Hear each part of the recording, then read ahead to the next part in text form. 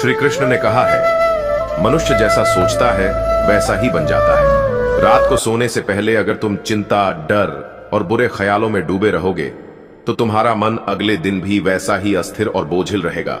लेकिन अगर उसी समय तुम कृष्ण की वाणी सुनो, उनके प्रेम को महसूस करो और उनके उपदेशों को अपने दिल में उतारो, तो तुम्हारा मन एकदम हल्का, निर्मल और शांत हो जाएगा। कल्पना करो, तुम बिस्तर पर लेटे हो, आंखें बंद हैं, बाहर चांदनी हल्के से खिड़की से झांक रही है और तुम्हारे कानों में गूंज रही है वह मधुर आवाज, हे अर्जुन, तू चिंता मत कर, मैं तेरे साथ हूं, तू बस अपना कर्म कर, बाकी मुझ पर छोड़ दे। यह वाक्य जैसे तुम्हारे मन का बोझ एक पल में उतार देता है। ऐसा लगता है जैसे सारा संसार रुक गया हो और बस तुम और कृष्ण के शब्द ही बचे हों। रात को सोने से पहले कृष्ण की शिक्षाएं सुनना केवल एक आदत नहीं, बल्कि एक साधना है। यह साधना तुम्हारे भीतर वो शक्ति जगाती है जो दिन भर की थकान से कहीं ज्यादा बड़ी होती है। यह साधना तुम्हारे विचारों को शुद्ध करती है, तुम्हारे मन के भय को दूर करती है और तुम्हारे आत्मविश्वास को दोगुना कर देती है। अक्सर लोग कहते हैं कि उन्हें नींद नहीं आती क्योंकि मन में हजारों बातें चलती रहती हैं। लेकिन अगर तुम नींद से पहले कृष्ण के उपदेश सुनोगे तो तुम्हारे विचार स्थिर हो जाएंगे। जब मन स्थिर हो जाता है तो नींद भी मीठी आती है और अगले दिन की शुरुआत भी सकारात्मक ऊर्जा से होती है। श्री कृष्ण की सबसे बड़ी शिक्षा यही है कि जो हुआ वह अच्छे के लिए हुआ, जो हो रहा है वह अच्छे के लिए हो रहा है और जो होगा वह भी अच्छे के लिए होगा। यह विश्वास रात में सुनना, सोने से पहले अपने मन में दोहराना तुम्हारे डर को खत्म करता है, क्योंकि नींद में जाने से पहले अगर तुम्हारा मन संतुलित और शांत है तो तुम्हारा जीवन भी संतुलित और शांत होने लगता है। तुम कृष्णा की बातें सुनते सुनते महसूस करोगे कि वह सिर्फ महाभारत के अर्जुन से नहीं बल्कि सीधे तुमसे बात कर रहे हैं। वह कहते हैं, तू बस अपने दिल में मेरा नाम रख, मैं हर कठिनाई में तेरा हाथ पकड़ लूंगा। और यह सुनते ही तुम्हारे मन का हर कोना रोशनी से भर जाता है। रात का समय ही सबसे अच्छा है, क्योंकि तब तुम कृष्णा की वाणी को बिना किसी रुकावट, बिना किसी शोर, सीधे अपने हृदय में उतार सकते हो। दिन में तो काम, लोग, जिम्मेदारियां और भागदौड़ होती है, लेकिन रात में तुम्हारा मन जैसे कहता है, अब बस मुझे अपने प्रभु से मिलने दो। जब रात गहरी होती है और आसमान में तारे टिमटिमा रहे होते हैं, तब एक रहस्यमयी शांति पूरे वातावरण में छा जाती है। यही वो समय है जब आत्मा सबसे ज्यादा ग्रहणशील होती है, जब मन दिन भर की थकान से मुक्त होकर सच्चाई को सुनने और महसूस करने के लिए तैयार होता है। ऐसे समय में अगर तुम्हारे कानों में कृष्ण की शिक्षाएं गूंजती हैं, तो यह केवल सुनना नहीं होता, यह आत्मा का स्नान होता है। कृष्ण की वाणी तुम्हारे भीतर जमा हुए बोझ, दुख, डर और निराशा को एक एक करके धो देती है। वह तुम्हें यह याद दिलाते हैं कि जीवन का हर क्षण एक योजना के तहत है और उस योजना का रचयिता स्वयं वही है जो तुम्हें सुन रहा है, देख रहा है और हर पल तुम्हारे साथ है। रात को सोने से पहले अगर तुम यह अनुभव कर सको तो तुम्हारी सारी चिंताएं उसी क्षण पिघलने लगती हैं। सोचो, दिन भर में कितनी बार तुम्हारा मन डगमगाता है। कभी कोई बात चुभ जाती है, कभी किसी का व्यवहार बुरा लग जाता है, कभी भविष्य की चिंता सताती है। यह सब मन में ऐसे जमा हो जाता है जैसे धूल शीशे पर जम जाती है और धीरे धीरे तुम्हारी रोशनी को धुंधला कर देती है। लेकिन जब तुम रात को कृष्ण की आवाज सुनते हो, उनका नाम लेते हो, उनकी लीला और गीता के उपदेश अपने भीतर उतारते हो, तो वह धूल साफ हो जाती है। मन फिर से चमकने लगता है, आत्मा फिर से हल्की हो जाती है। कृष्ण सिखाते हैं, हे अर्जुन, तू बस अपना कर्म कर, फल की चिंता मत कर। अगर तुम इसे हर रात सुनकर सो तो धीरे धीरे यह वाक्य तुम्हारे स्वभाव का हिस्सा बन जाएगा। तुम पाओगे कि दिन में भी तुम्हें परिणाम की चिंता कम होने लगी है और तुम्हारा ध्यान केवल अपने काम को पूरी निष्ठा से करने में लगा है। यही असली शांति है। रात को सोने से पहले कृष्ण की शिक्षाएं सुनने का एक और चमत्कारी प्रभाव है। यह तुम्हारे अवचेतन मन को पुनः प्रोग्राम करता है। दिन भर में जो नकारात्मक बातें तुम्हारे भीतर भर जाती हैं, वे नींद में भी तुम्हें परेशान कर सकती हैं, लेकिन अगर सोने से पहले कृष्ण के वचन तुम्हारे दिमाग में गूंज रहे हों, तो तुम्हारे सपने भी पवित्र हो जाते हैं। तुम नींद में भी उनकी उपस्थिति महसूस करते हो और जागने पर तुम्हारा चेहरा खुद ब खुद मुस्कुराने लगता है। यह सिर्फ एक आध्यात्मिक आदत नहीं, बल्कि एक मानसिक औषधि है। जैसे शरीर के लिए दवाई बीमारी को ठीक करती है, वैसे ही आत्मा के लिए कृष्ण की वाणी मन की अशांति को ठीक करती है। फर्क बस इतना है कि यह दवाई मीठी है, सुकून देने वाली है और इसका असर जीवन भर रहता है। अक्सर लोग दिन भर की समस्याओं को बिस्तर पर भी ले आते हैं, लेकिन कृष्ण कहते हैं जो हो चुका है वह बीत गया, जो आने वाला है उसकी चिंता मत कर, वर्तमान में रह, क्योंकि यही क्षण तेरा है। जब तुम रात को यह सुनते हो तो तुम्हारा मन अतीत के पछतावे और भविष्य के डर से मुक्त हो जाता है। तुम चैन की नींद सोते हो, जैसे कोई बच्चा मां की गोद में सो जाता है।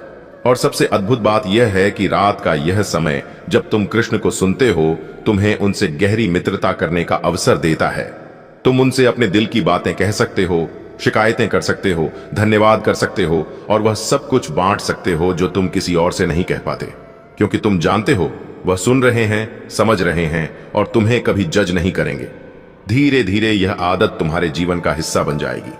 तुम पाओगे कि जैसे ही रात होगी, तुम्हारा मन खुद ब खुद कृष्ण के पास दौड़ जाएगा। तुम महसूस करोगे कि दिन भर की लड़ाई चाहे कितनी भी कठिन रही हो, जैसे ही तुम उनकी आवाज सुनते हो, सब कुछ शांत हो जाता है। जब रात अपने पूरे सन्नाटे में ढल जाती है, तब इंसान के अंदर के सबसे गहरे भाव जागते हैं। यही वो समय है जब दिल की धड़कनें भी साफ सुनाई देती हैं और मन का शोर भी। लेकिन अगर इस समय तुम कृष्ण के शब्द सुनने का रास्ता चुन लो, तो यह शोर धीरे धीरे मंद पड़ने लगता है, मानो कोई मधुर बांसुरी बजने लगे, जो तुम्हारे भीतर की बेचैनी को अपने सुरों में समेटकर दूर ले जाती है। रात को सोने से पहले कृष्ण की शिक्षाएं सुनना केवल ज्ञान पाना नहीं है, बल्कि यह अपने जीवन के अंधेरे में एक दीप जलाने जैसा है। दिन भर की थकान, परेशानियां, तनाव सब उस दीपक की रोशनी में मानो पिघल जाते हैं। कृष्ण की वाणी तुम्हें यह एहसास कराती है कि चाहे परिस्थिति कितनी भी कठिन हो, कोई है जो तुम्हारा हाथ थामे खड़ा है, जो कभी तुम्हें गिरने नहीं देगा। वह कहते हैं, यदि तू मेरा है तो तुझे किसी बात का भय क्यों, और यदि तू मेरा नहीं तो तुझे किसी बात की उम्मीद क्यों। यह वाक्य सुनते ही भीतर एक अजीब सी स्थिरता आ जाती है। लगता है जैसे जीवन के सारे सवालों का जवाब मिल गया हो। रात को सोने से पहले जब ये शब्द तुम्हारे कानों में पड़ते हैं, तो तुम्हारा मन सारी अनिश्चितताओं के बोझ से मुक्त हो जाता है। सोचो, कितनी बार तुम दिन में अपने आप से लड़ते हो, कभी असफलता का डर, कभी अपनों की नाराजगी, कभी पैसों की चिंता और कभी भविष्य की अनजानी राहें। लेकिन जब रात में तुम कृष्ण को सुनते हो, तो तुम्हें लगता है कि ये सारी लड़ाइयां असल में तुम्हारी नहीं, बल्कि उस परम सत्ता की योजना का हिस्सा हैं। और अगर योजना उसी की है, तो उसका अंत भी शुभ ही होगा। कृष्ण की सबसे बड़ी खासियत यह है कि वह तुम्हें दोषी महसूस नहीं कराते। वह तुम्हें वैसे ही अपनाते हैं जैसे तुम हो, तुम्हारी गलतियों के साथ, तुम्हारी कमजोरियों के साथ। रात को उनकी बातें सुनते हुए तुम यह समझने लगते हो कि जीवन में सबसे जरूरी चीज है खुद को माफ करना और आगे बढ़ना। और यही संदेश कृष्ण ने अर्जुन को भी दिया था, जब युद्ध के मैदान में अर्जुन भय और मोह से भर गया था। रात का समय इसीलिए खास है क्योंकि तब तुम्हारा मन सबसे ज्यादा खुला होता है। दिन में दुनिया की बातें, काम और जिम्मेदारियां तुम्हें बांधे रखती हैं, लेकिन रात में जब सब सो जाते हैं, तब तुम्हारा मन अकेला होता है। और यही अकेलापन तुम्हें खुद से और कृष्ण से जोड़ देता है। यही कारण है कि जो लोग रात में कृष्ण की शिक्षाएं सुनते हैं, उनके भीतर धीरे धीरे एक अद्भुत आत्मबल पैदा हो जाता है। रात को सोने से पहले कृष्ण की शिक्षाएं सुनना तुम्हें यह भी सिखाता है कि तुम्हारा जीवन तुम्हारे हाथ में नहीं, बल्कि उसके हाथ में है जो ब्रह्मांड को चला रहा है। और अगर उसने यह ब्रह्मांड इतनी सुंदरता और संतुलन से बनाया है, तो तुम्हारा जीवन भी वह पूरी तरह संभाल लेगा। तुम्हें बस उस पर भरोसा करना है। धीरे धीरे जैसे जैसे यह आदत पक्की होती है, तुम महसूस करोगे कि सुबह उठते ही तुम्हारा मन हल्का और उत्साहित होता है। तुम दिन की शुरुआत एक मुस्कान के साथ करते हो, क्योंकि पिछली रात कृष्ण ने तुम्हारे दिल का बोझ अपने पास रख लिया था। यह मुस्कान सिर्फ चेहरे पर नहीं, बल्कि आत्मा में होती है, और यही असली शांति है। और फिर एक दिन तुम्हें एहसास होगा कि तुम्हारा जीवन पहले जैसा नहीं रहा। पहले जो बातें तुम्हें परेशान करती थीं, अब वे तुम्हें उतना नहीं छू पाती। पहले जो डर तुम्हारे फैसले रोक देता था, अब तुम उस पर मुस्कुरा पाते हो। और यह सब केवल इसलिए क्योंकि तुमने रात के कुछ पलों को कृष्ण के नाम कर दिया। दिन भर की भागदौड़ में इंसान अपने भीतर की शांति से कितना दूर चला जाता है, यह उसे अक्सर तब पता चलता है जब मन बेचैन हो जाता है। सुबह उठते ही मोबाइल, काम, जिम्मेदारियां, लोगों की बातें, और इस सबके बीच कहीं अपनी आत्मा की आवाज सुनने का समय ही नहीं मिलता। लेकिन अगर तुम रोज दिन में सिर्फ एक बार भी कृष्ण की शिक्षाएं सुन लो, तो यह जैसे तुम्हारे भीतर एक नया जीवन फूंक देता है। श्री कृष्ण की वाणी केवल शब्द नहीं है, वह जीवन का मार्गदर्शन है। गीता में उन्होंने जो कहा वह सिर्फ अर्जुन के लिए नहीं था, वह हर इंसान के लिए था, तुम्हारे लिए भी। दिन में एक बार उनकी बातें सुनना मानो अपने मन को रोज साफ करना है। जैसे शरीर को साफ रखने के लिए हम रोज स्नान करते हैं, वैसे ही मन को पवित्र रखने के लिए कृष्ण के उपदेशों का स्नान जरूरी है। सोचो, दिन भर कितनी बार तुम तनाव में आते हो, कभी काम का दबाव, कभी किसी का बुरा व्यवहार, कभी भविष्य की चिंता, तो कभी अपने ही विचारों से लड़ाई। अगर ऐसे में दिन के किसी एक पल में तुम रुककर कृष्ण की आवाज सुनो, उनकी शिक्षाओं को अपने दिल में उतारो, तो मानो जैसे किसी ने तुम्हारे मन को ठंडे जल से सींच दिया हो। कृष्ण कहते हैं, जिसके पास विश्वास है उसके लिए असंभव कुछ भी नहीं। दिन में एक बार भी यह वाक्य सुनना तुम्हें हिम्मत देता है। तुम महसूस करते हो कि चाहे परिस्थिति कितनी भी कठिन हो, अगर तुम्हारा विश्वास अटूट है तो तुम उसे बदल सकते हो। यह विश्वास सिर्फ शब्दों से नहीं आता, यह तब आता है जब तुम रोज कृष्ण की शिक्षाएं अपने मन में बिठाते हो। कृष्ण की सबसे अद्भुत बात यह है कि वह हमें सिर्फ धार्मिक बातें नहीं सिखाते, बल्कि जीवन जीने की कला सिखाते हैं। वह बताते हैं कि कैसे असफलता में टूटना नहीं, सफलता में अहंकार नहीं, रिश्तों में प्रेम रखना और निर्णय में धैर्य रखना, यही जीवन की सच्ची बुद्धिमानी है। और अगर दिन में एक बार तुम यह सुनते हो तो यह धीरे धीरे तुम्हारे स्वभाव का हिस्सा बन जाता है। दिन में एक बार कृष्ण को सुनना तुम्हें अपनी गलतियों से डरना नहीं, बल्कि उनसे सीखना सिखाता है।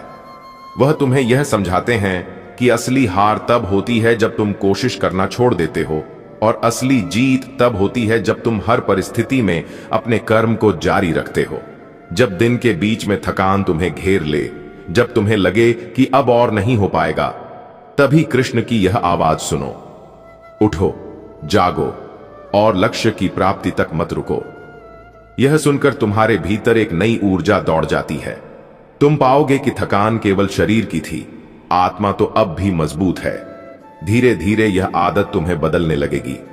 तुम महसूस करोगे कि अब तुम छोटी छोटी बातों पर परेशान नहीं होते, अब तुम्हें लोगों की नकारात्मक बातें कम चोट पहुंचाती हैं, और अब तुम्हारे फैसले जल्दबाजी में नहीं बल्कि समझदारी में होते हैं।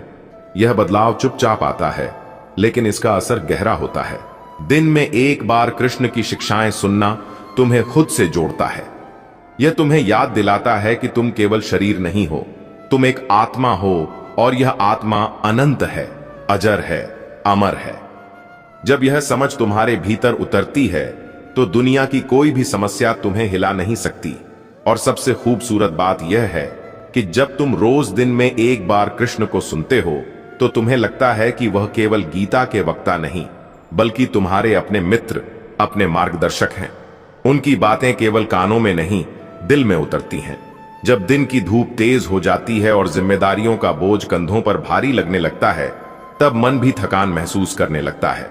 ऐसे में अगर तुम कुछ मिनटों के लिए भी रुककर कृष्ण की शिक्षाएं सुनो, तो यह तुम्हारे मन के लिए ठंडी हवा का झोंका बन जाती है। यह झोंका न केवल तुम्हारी थकान दूर करता है, बल्कि तुम्हारे भीतर एक नई शक्ति भर देता है, जो तुम्हें दिन के बाकी हिस्से को और मजबूती से जीने के लिए तैयार कर देता है। कृष्ण की बातें समय की सीमा में बंधी नहीं हैं। गीता में जो कहा गया वह हजारों साल पहले भी सच था और आज भी उतना ही प्रासंगिक है। जब वे कहते हैं, फल की चिंता मत करो, बस अपना कर्म करते जाओ, तो यह केवल युद्ध भूमि की बात नहीं है, यह तुम्हारे रोजमर्रा के जीवन की भी सच्चाई है। दिन में एक बार भी यह सुनना तुम्हें याद दिलाता है कि हर परिणाम का भार अपने ऊपर मत रखो, क्योंकि जब तुम अपने काम को पूरी निष्ठा से करते हो तो बाकी सब अपने आप ठीक होने लगता है। अक्सर हम दिन भर छोटी छोटी बातों पर तनाव लेते हैं। किसी ने कुछ कह दिया, किसी काम में देरी हो गई या किसी योजना में बाधा आ गई, और हम भीतर ही भीतर परेशान होते रहते हैं। लेकिन अगर ऐसे समय में तुम कृष्ण की यह शिक्षा सुनो कि जो हुआ वह अच्छे के लिए हुआ, जो हो रहा है वह अच्छे के लिए हो रहा है, और जो होगा वह भी अच्छे के लिए ही होगा, तो यह तुम्हारे भीतर एक अद्भुत शांति भर देता है। यह वाक्य तुम्हें यह समझाता है कि हर घटना एक बड़े उद्देश्य का हिस्सा है, जिसे अभी तुम देख नहीं पा रहे, लेकिन समय के साथ सब स्पष्ट हो जाएगा। दिन में एक बार कृष्ण को सुनने का मतलब है अपने मन को एक ठहराव देना। यह ठहराव तुम्हें जीवन की रफ्तार में खोने से बचाता है, क्योंकि रफ्तार में चलते हुए हम अक्सर भूल जाते हैं कि हम क्यों चल रहे हैं और किस दिशा में जा रहे हैं। लेकिन कृष्ण की शिक्षाएं तुम्हें यह याद दिलाती हैं कि तुम्हारा हर कदम एक उद्देश्य के लिए है, और वह उद्देश्य केवल भौतिक सफलता नहीं बल्कि आत्मिक उन्नति है। कृष्ण की शिक्षाएं तुम्हारे भीतर के डर को भी धीरे धीरे खत्म कर देती हैं। जब तुम सुनते हो कि मैं हर समय तेरे साथ हूं, तो तुम्हें महसूस होता है कि चाहे परिस्थिति कितनी भी कठिन क्यों न हो, तुम अकेले नहीं हो। यह एहसास इतना गहरा होता है कि तुम्हारे फैसले अब डर के कारण नहीं बल्कि विश्वास के कारण होने लगते हैं। एक और बात, दिन में एक बार कृष्ण की बातें सुनने से तुम्हारे रिश्तों में भी बदलाव आने लगता है, क्योंकि उनकी शिक्षाएं तुम्हें सिखाती हैं कि सामने वाला जैसा भी है उसे वैसे ही स्वीकार करो। जैसे उन्होंने अर्जुन को समझाया कि युद्ध भी धर्म के लिए होता है, लेकिन उसमें भी द्वेष नहीं होना चाहिए। यह सीख तुम्हें सिखाती है कि मतभेद हो सकते हैं, लेकिन मन में कटुता नहीं होनी चाहिए। धीरे धीरे तुम पाओगे कि यह आदत केवल कुछ मिनटों का अभ्यास नहीं बल्कि तुम्हारे पूरे जीवन की दिशा बदलने वाली शक्ति है। पहले जहां तुम तनाव में घबराते थे, अब वहां तुम स्थिर रहते हो। पहले जहां असफलता तुम्हें तोड़ देती थी, अब वहां तुम उससे सीखकर और मजबूत बनते हो। और सबसे खास बात यह है कि जब तुम यह आदत बना लोगे तो तुम्हारा मन खुद तुम्हें याद दिलाएगा कि अब समय हो गया है कृष्ण से मिलने का। यह मिलने का समय तुम्हारे लिए दिन का सबसे प्यारा पल बन जाएगा, क्योंकि यह वो पल है जब तुम अपने सबसे सच्चे मित्र, अपने मार्गदर्शक और अपने रक्षक के साथ होते हो। दिन में एक बार कृष्ण की शिक्षाएं सुनना केवल एक आदत नहीं है, यह एक जीवन शैली बन जाती है। शुरू में तुम्हें यह बस एक साधारण सुनने का अभ्यास लगेगा, लेकिन धीरे धीरे यह तुम्हारे व्यक्तित्व की गहराई में उतरने लगेगा। जैसे किसी पौधे को रोज पानी देने से वह धीरे धीरे एक मजबूत पेड़ बनता है, वैसे ही यह सुनना तुम्हारे भीतर स्थिरता, धैर्य और आत्मविश्वास का पेड़ खड़ा कर देगा। सोचो, जब अर्जुन युद्ध भूमि में खड़े थे तो उनके सामने केवल शत्रु ही नहीं थे, उनके अपने लोग भी खड़े थे। मन विचलित था, आंखों में भ्रम और आत्मा में एक अजीब सा भय। ऐसे समय में कृष्ण ने उन्हें वह ज्ञान दिया जिसने न केवल युद्ध की दिशा बदल दी बल्कि अर्जुन के जीवन को भी नई दिशा दी। ठीक वैसे ही तुम्हारे जीवन में भी रोज रोज छोटे बड़े युद्ध चलते रहते हैं।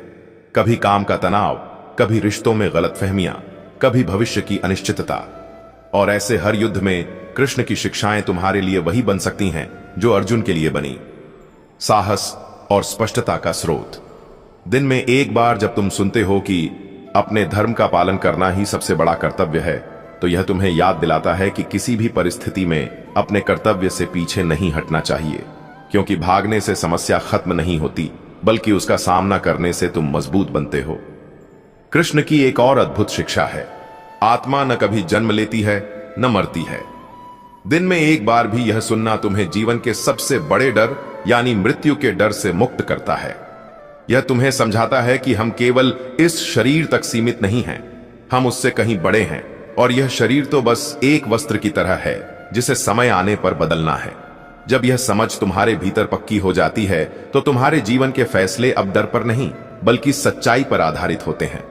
जब दिन के बीच में तुम्हारा मन बिखरने लगे, जब लगने लगे कि अब और नहीं हो पाएगा, तो कृष्ण की यह वाणी तुम्हारे कानों में गूंजनी चाहिए, उठो अर्जुन, युद्ध करो। यहां युद्ध का मतलब सिर्फ हथियारों का नहीं बल्कि अपने आलस्य, अपने डर और अपनी नकारात्मक सोच से लड़ना है। यह वाक्य तुम्हारे भीतर एक चिंगारी जलाता है जो धीरे धीरे आग में बदल जाती है और तुम्हें आगे बढ़ने की ताकत देती है। दिन में एक बार कृष्ण की बातें सुनना तुम्हारे भीतर की शिकायतों को भी कम करता है, क्योंकि जब तुम सुनते हो कि जो मिला है वह तुम्हारे कर्मों का फल है, तो तुम समझ जाते हो कि शिकायत करने से कुछ नहीं बदलेगा बल्कि अपने कर्म को बदलने से ही भविष्य बदलेगा। यह सोच तुम्हें दूसरों को दोष देने से रोकती है और खुद को सुधारने के रास्ते पर ले जाती है। तुम पाओगे कि जैसे जैसे यह आदत गहराती जाएगी, तुम्हारे भीतर का तनाव कम होगा और एक अजीब सी सहजता आने लगेगी। पहले जहां छोटी सी परेशानी तुम्हें विचलित कर देती थी, अब वहां तुम मुस्कुरा कर कहोगे, यह भी ठीक हो जाएगा। यह विश्वास तुम्हारे भीतर कृष्ण की कृपा से ही आता है। और देखो, जब दिन का यह एक पल तुम्हारा सबसे प्यारा पल बन जाएगा, तो तुम चाहोगे कि यह पल लंबा चले, कि यह खत्म न हो। तुम्हारा मन कहेगा, थोड़ा और सुनूं, थोड़ा और कृष्णा के साथ रहूं। यही वह बंधन है जो तुम्हें जीवन भर संभाले रखेगा, चाहे बाहर की परिस्थितियां कैसी भी हों। जब तुम दिन में एक बार कृष्ण की शिक्षाएं सुनते हो तो यह तुम्हारे मन के लिए वैसे ही है जैसे सूखी धरती के लिए पहली बारिश। यह बारिश केवल ठंडक ही नहीं देती बल्कि भीतर की कठोरता को भी मुलायम बना देती है। धीरे धीरे तुम्हारे विचारों की मिट्टी इतनी उपजाऊ हो जाती है कि उसमें केवल अच्छे और सकारात्मक बीज ही अंकुरित होते हैं। कृष्ण केवल युद्ध भूमि में अर्जुन को उपदेश देने वाले नहीं थे, वे हर स्थिति में मार्गदर्शन करने वाले मित्र थे। वह मुस्कुराते हुए सच कहते थे, बिना कठोर शब्दों के दिल में उतर जाते थे। यही उनकी खासियत है, वह हमें सच का सामना कराते हैं, लेकिन ऐसे कि हम डरे नहीं बल्कि जागें। दिन में एक बार उनकी आवाज सुनना मानो अपने सबसे सच्चे दोस्त से मुलाकात करना है। कृष्ण कहते हैं, मन को वश में करो, वही तुम्हारा सबसे अच्छा मित्र है, और अगर मन वश में नहीं है तो वही तुम्हारा सबसे बड़ा शत्रु है। यह शिक्षा सुनकर तुम समझ पाते हो कि असली लड़ाई बाहर के लोगों से नहीं बल्कि अपने अंदर के भटकते विचारों से है। जब तुम यह जान जाते हो तो तुम्हारा ध्यान बाहर की समस्याओं को बदलने के बजाय अपने मन को साधने पर जाता है। दिन में एक बार यह सुनना कि फल की इच्छा मत करो तुम्हें यह नहीं सिखाता कि लक्ष्य मत रखो, बल्कि यह सिखाता है कि अपने कर्म को इतना श्रेष्ठ बनाओ कि परिणाम की चिंता तुम्हारे मन को विचलित न करे। यही वह दृष्टिकोण है जो असफलता को भी अनुभव में बदल देता है और सफलता को भी अहंकार में बदलने से बचाता है। सोचो, अगर तुम दिन में एक बार यह सुन लो कि संभाव बनाए रखो, सुख हो या दुख, लाभ हो या हानि, तो क्या जीवन की छोटी छोटी घटनाएं तुम्हारे मन को हिला पाएंगी? यह संभाव की शक्ति ही है जो तुम्हें भीड़ में भी शांत रखती है और संकट में भी संतुलित। कृष्ण की शिक्षाएं तुम्हारे रिश्तों को भी गहराई देती हैं। जब तुम सुनते हो कि कर्म करो लेकिन आसक्ति मत रखो, तो तुम समझ जाते हो कि प्रेम और मोह में फर्क है। मोह बंधन बनाता है, प्रेम आजादी देता है। यह सीख तुम्हें अपने प्रियजनों को बिना शर्त प्रेम करने और उनकी स्वतंत्रता का सम्मान करने की क्षमता देती है। दिन में एक बार कृष्ण को सुनना तुम्हें हर परिस्थिति में अर्थ ढूंढना सिखाता है।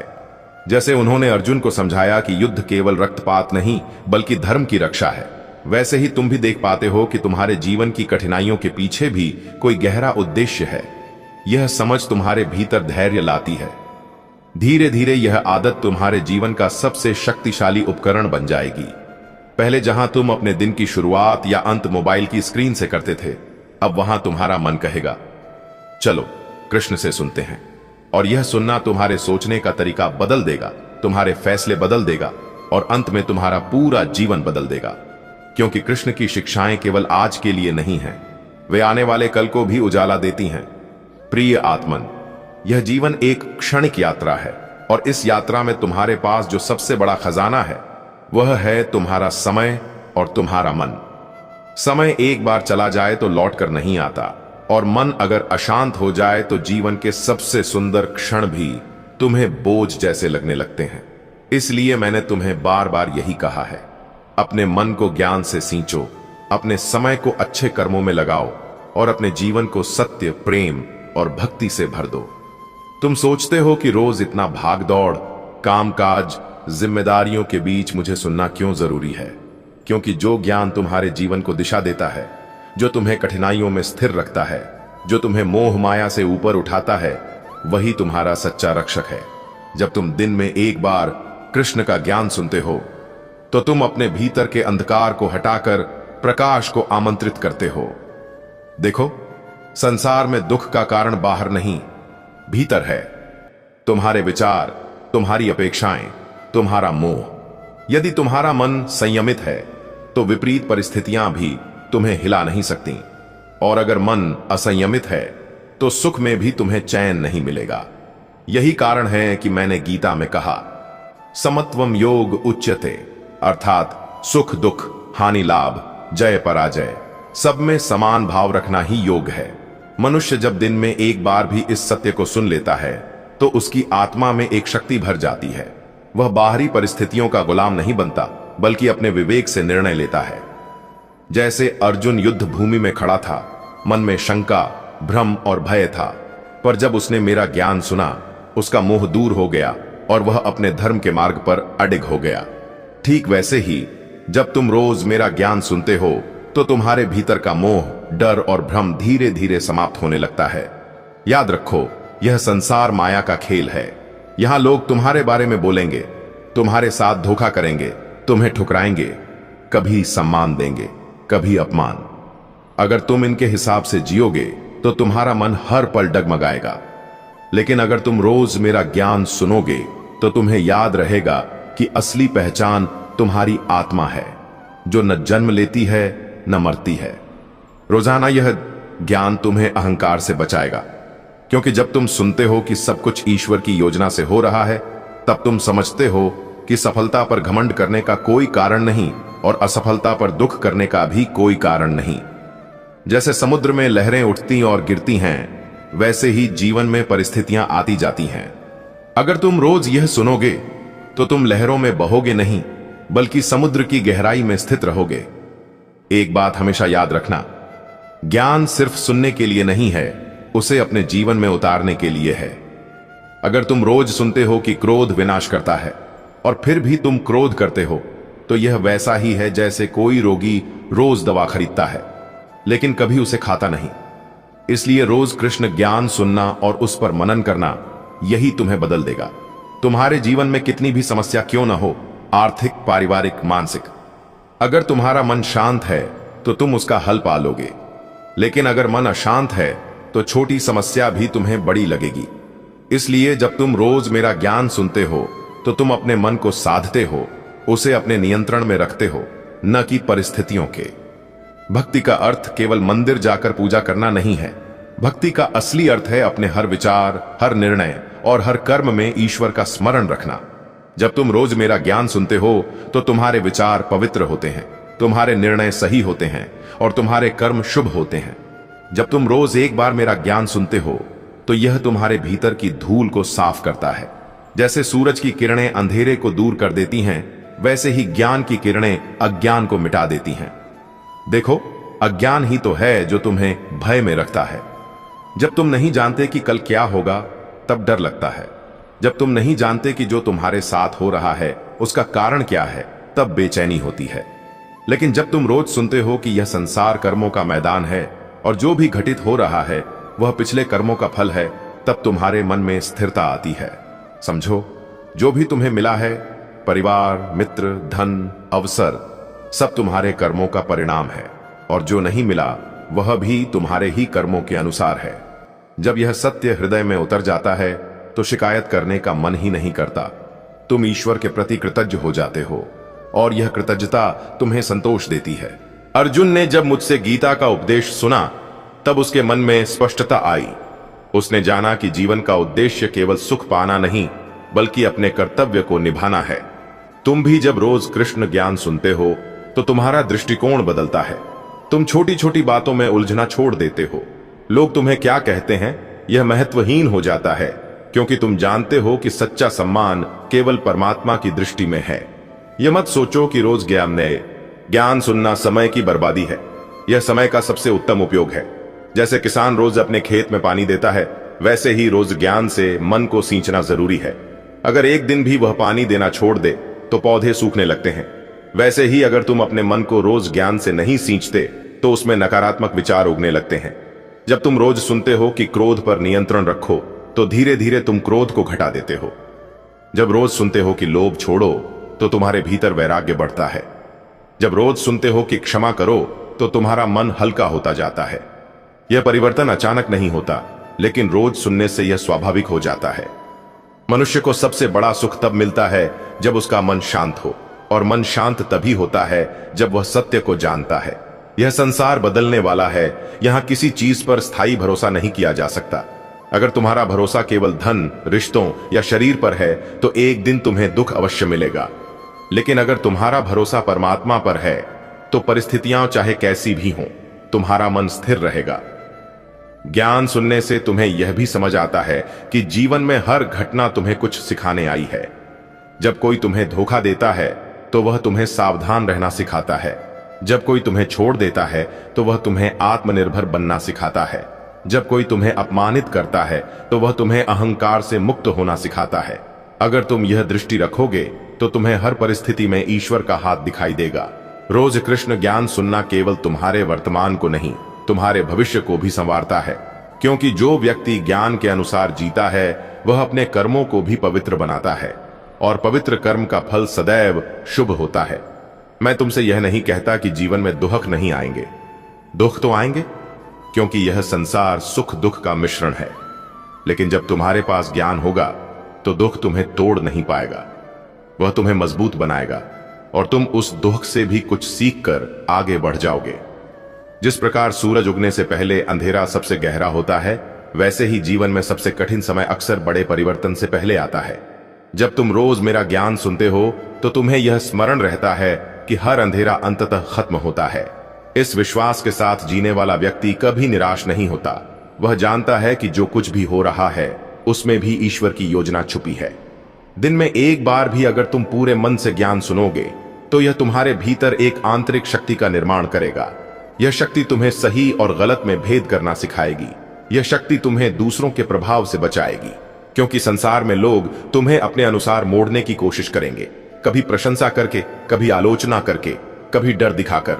लेकिन अगर तुम्हारे भीतर ज्ञान की जड़ें मजबूत हैं तो तुम किसी भी दबाव में आकर अपने धर्म से विचलित नहीं होंगे। और बहन की रोज मेरा वचन सुनना तुम्हारे मन को शुद्ध करता है।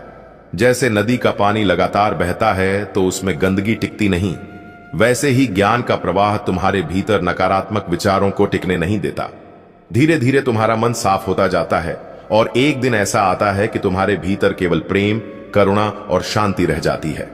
तुम देखो, जब कोई व्यक्ति सुबह सुबह मुझसे जुड़े भजन सुन लेता है या गीता का श्लोक पढ़ लेता है तो उसका पूरा दिन अच्छा बीतता है। क्यों? क्योंकि दिन की शुरुआत में जो विचार मन में डाले जाते हैं वही दिन भर का माहौल तय करते हैं। अगर सुबह सुबह तुम चिंता, शिकायत और गुस्से के विचार सुनोगे तो दिन भर मन भारी रहेगा, लेकिन अगर सुबह ज्ञान सुनोगे तो दिन भर मन में प्रकाश रहेगा।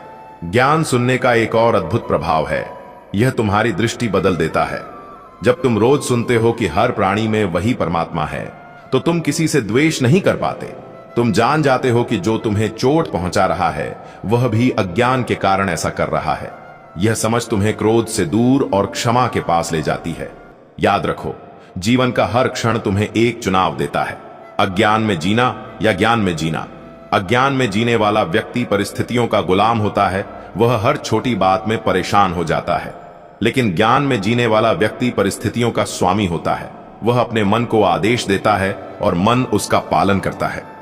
जब तुम रोज सुनते हो कि सुख और दुख दोनों अस्थायी हैं, तो धीरे धीरे तुम्हारा मन इनसे चिपकना छोड़ देता है।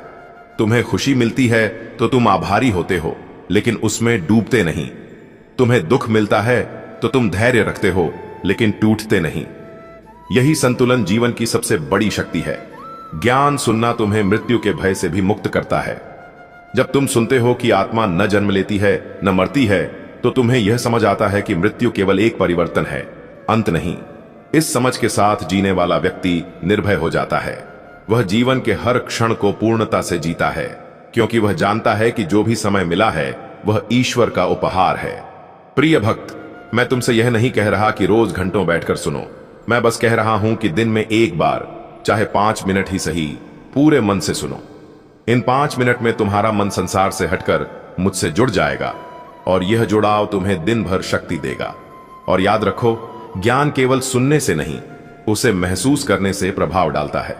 जब तुम सुनते हो कि ईश्वर हर जगह है, तो एक बार आंख बंद करके यह अनुभव करो कि वास्तव में मैं तुम्हारे पास हूं, तुम्हारी सांसों में हूं, तुम्हारे हृदय की धड़कन में हूं। जब यह अनुभव तुम्हारे भीतर उतर जाएगा, तब जीवन की सबसे बड़ी चिंता भी तुम्हें हिला नहीं पाएगी।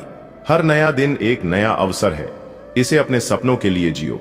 समय का सदुपयोग करो, क्योंकि यह कभी लौट कर नहीं आता। नमस्कार साथियों, स्वागत है आपका हमारे चैनल में। आपसे विनती है, वीडियो को अंत तक जरूर लिखें और कमेंट में जय श्री कृष्ण अवश्य लिखें। सफलता उन्हीं को मिलती है जो कभी हार नहीं मानते। आज जो मेहनत करोगे वही कल सफलता बनेगी।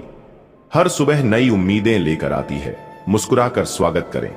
जो अपने लक्ष्य को लेकर संकल्पित होता है उसे सफलता जरूर मिलती है। अतीत की गलतियों से सीखो, लेकिन भविष्य की चिंता मत करो। हर दिन कुछ नया सीखो, यही जीवन का असली सार है। आज का दिन आपका है, इसे बेहतरीन बनाओ। जीवन में बड़ा बनने के लिए पहले खुद को बदलो। सुबह की ताजगी आपको नए अवसरों की याद दिलाती है। एक नई सुबह, एक नई शुरुआत, एक नया अवसर। सूरज की पहली किरण आपके जीवन में नई ऊर्जा लेकर आए। मुस्कुराओ, क्योंकि एक खूबसूरत दिन आपका इंतजार कर रहा है। आज का दिन आपके जीवन में खुशियों की बरसात करे। जो सुबह जल्दी उठता है, सफलता उसी के कदम चूमती है। हर दिन एक नया आशीर्वाद है, इसे पूरी तरह जियो। अच्छी सोच, अच्छा दिन और अच्छी जिंदगी सब आपकी सोच पर निर्भर करता है।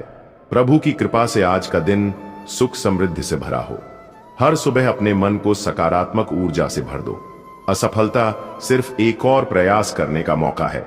मेहनत इतनी खामोशी से करो कि सफलता शोर मचा दे। डर को अपने रास्ते का रोड़ा मत बनने दो। गिरने से मत डर, उठकर फिर से चलने में असली ताकत है। जीवन में वही लोग सफल होते हैं जो कभी हार नहीं मानते।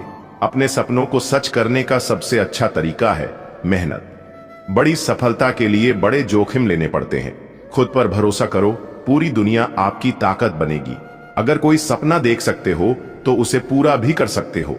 असली सफलता मेहनत और धैर्य से मिलती है।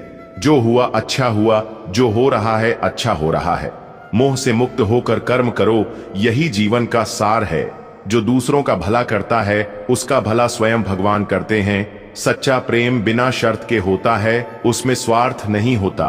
कर्म करो, फल की चिंता मत करो। जब तक विश्वास है तब तक सब संभव है। भगवान से कुछ मांगने से पहले खुद को योग्य बनाओ। सच्चा ज्ञान वही है जो मन को शांति दे। भगवान के करीब वही होता है जो सत्य और धर्म के मार्ग पर चलता है। जो सच मन से भक्ति करता है उसे भगवान जरूर मिलते हैं। सफलता मेहनत से मिलती है। अच्छा सोचो, अच्छा होगा। जिंदगी में खुश रहना सीखो, हार मत मानो, कोशिश करते रहो। मेहनत ही असली पूंजी है। जीवन को हंसकर जियो, अपने लक्ष्य पर ध्यान दो। हर दिन एक नई शुरुआत है। सोच बदलो, दुनिया बदल जाएगी। अपने आप पर भरोसा रखो। कभी कभी खामोशी ही सबसे बड़ा दर्द होती है। दिल टूटने पर इंसान सबसे ज्यादा सीखता है। अपनों से मिली ठोकरें सबसे ज्यादा दर्द देती हैं। इंसान तब टूटता है जब कोई अपना धोखा देता है। वक्त हर जख्म भर देता है, लेकिन निशान हमेशा रहते हैं। लोग तब याद करते हैं जब उन्हें जरूरत होती है। दुनिया मतलब से भरी है, यहाँ सच्चे लोग कम हैं। कभी कभी सबसे करीब के लोग सबसे ज्यादा दर्द देते हैं। हर मुस्कान के पीछे एक अधूरी कहानी होती है। जब मन टूट जाता है तब जीवन अधूरा लगता है। सच्चा प्यार आत्मा से होता है, शरीर से नहीं। प्रेम त्याग मांगता है, स्वार्थ नहीं। प्यार में इज्जत सबसे जरूरी होती है। प्रेम तब गहरा होता है जब उसमें विश्वास हो। सच्चा प्यार वक्त के साथ और मजबूत होता है। प्रेम में ईमानदारी सबसे महत्वपूर्ण होती है। प्यार करने वाले कभी हार नहीं मानते। प्रेम एक एहसास है जिसे शब्दों में बयान नहीं किया जा सकता। प्यार एक दुआ की तरह होता है। सच्चा प्रेम हर परिस्थिति में साथ रहता है। उठो, जागो और तब तक मत रुको जब तक लक्ष्य प्राप्त ना हो जाए। ज्ञान स्वयं में एक शक्ति है। खुद पर विश्वास करो, दुनिया तुम्हारे कदम चूमेगी। जो व्यक्ति जोखिम नहीं लेता वह कभी आगे नहीं बढ़ता। किसी का भला करने से कभी पीछे मत हटो। सत्य हमेशा जीतता है, भले ही देर से जीते। मनुष्य अपनी सोच से ही महान बनता है। जो अपने लक्ष्य के प्रति दृढ़ होता है वही सफल होता है। महान बनने के लिए संघर्ष जरूरी है। विचारों को उच्च बनाओ, कर्म अपने आप महान हो जाएंगे। मेहनत का फल हमेशा मीठा होता है, बस धैर्य रखना जरूरी है। जो लोग रिस्क नहीं लेते वे कभी बड़ा नहीं कर पाते। सफलता उन्हीं को मिलती है जो सुबह जल्दी उठकर अपने सपनों को पूरा करने में लग जाते हैं। कोई भी मंजिल दूर नहीं होती, बस हिम्मत और मेहनत की जरूरत होती है। हर बड़ा सपना मेहनत और दृढ़ निश्चय से ही पूरा होता है। कामयाबी तक पहुंचने के लिए असफलता के रास्ते से गुजरना ही पड़ता है। सफलता उन्हीं को मिलती है जो खुद पर विश्वास रखते हैं। गिरकर उठने वाला ही असली योद्धा होता है। महानता कभी सुविधाओं से नहीं बल्कि संघर्षों से मिलती है। सफलता का कोई शॉर्टकट नहीं होता, मेहनत ही एकमात्र रास्ता है। आपका नजरिया आपकी जिंदगी को बदल सकता है। अगर सोच सकारात्मक हो तो मुश्किलें भी अवसर लगने लगती हैं। खुद को कमजोर मत समझो, तुम अपने आप में सबसे अनोखे हो। आत्मविश्वास ही इंसान की सबसे बड़ी ताकत होती है। अपनी सोच को बदलो, आपकी दुनिया बदल जाएगी। जो खुद पर यकीन रखता है वह पूरी दुनिया जीत सकता है। आप जो सोच सकते हैं वह कर भी सकते हैं। दुनिया की कोई भी ताकत आपको रोक नहीं सकती, अगर आप खुद ठान लें। सफलता का पहला कदम खुद पर विश्वास करना है। बड़ी सोच, बड़े सपने और बड़ी मेहनत से ही बड़ा मुकाम हासिल होता है। शिक्षा जीवन की सबसे बड़ी संपत्ति होती है। पढ़ाई सिर्फ नौकरी पाने के लिए नहीं, बल्कि जीवन को बेहतर बनाने के लिए करो।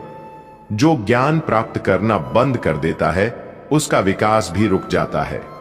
किताबें आपकी सबसे अच्छी दोस्त होती हैं। सच्ची शिक्षा वही है जो आपको जिंदगी के हर मोड़ पर सीखने को प्रेरित करे।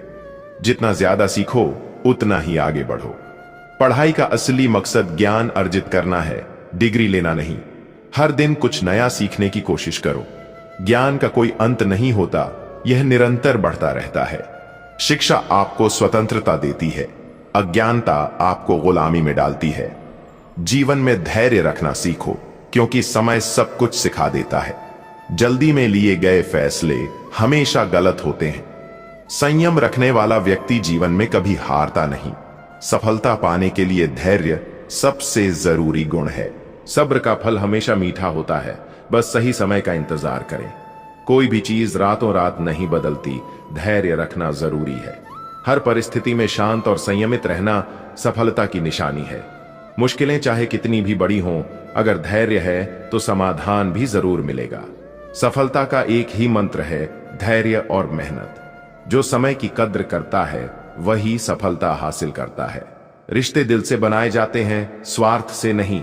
सच्चे रिश्ते समय के साथ और मजबूत होते हैं। प्यार बिना स्वार्थ का होता है, जो बदले में कुछ नहीं मांगता। रिश्तों की कद्र करें, क्योंकि यही आपके असली जीवन साथी होते हैं। माता पिता का सम्मान करने वाला जीवन में कभी असफल नहीं होता। रिश्तों को मजबूत बनाए रखने के लिए विश्वास सबसे जरूरी है। प्रेम सिर्फ शब्दों से नहीं, बल्कि कार्यों से दिखाया जाता है। अच्छे रिश्ते खून से नहीं, बल्कि भरोसे से बनते हैं। हर रिश्ता एक पेड़ की तरह होता है, इसे समय और देखभाल की जरूरत होती है। जो अपने परिवार के लिए समय निकालता है वही असली खुशहाल व्यक्ति होता है। अनुभव ही आपकी असली पूंजी होती है। जीवन हमें हर दिन कुछ न कुछ नया सिखाता है। गलतियां इंसान को महान बनाती हैं, अगर उनसे सीखा जाए।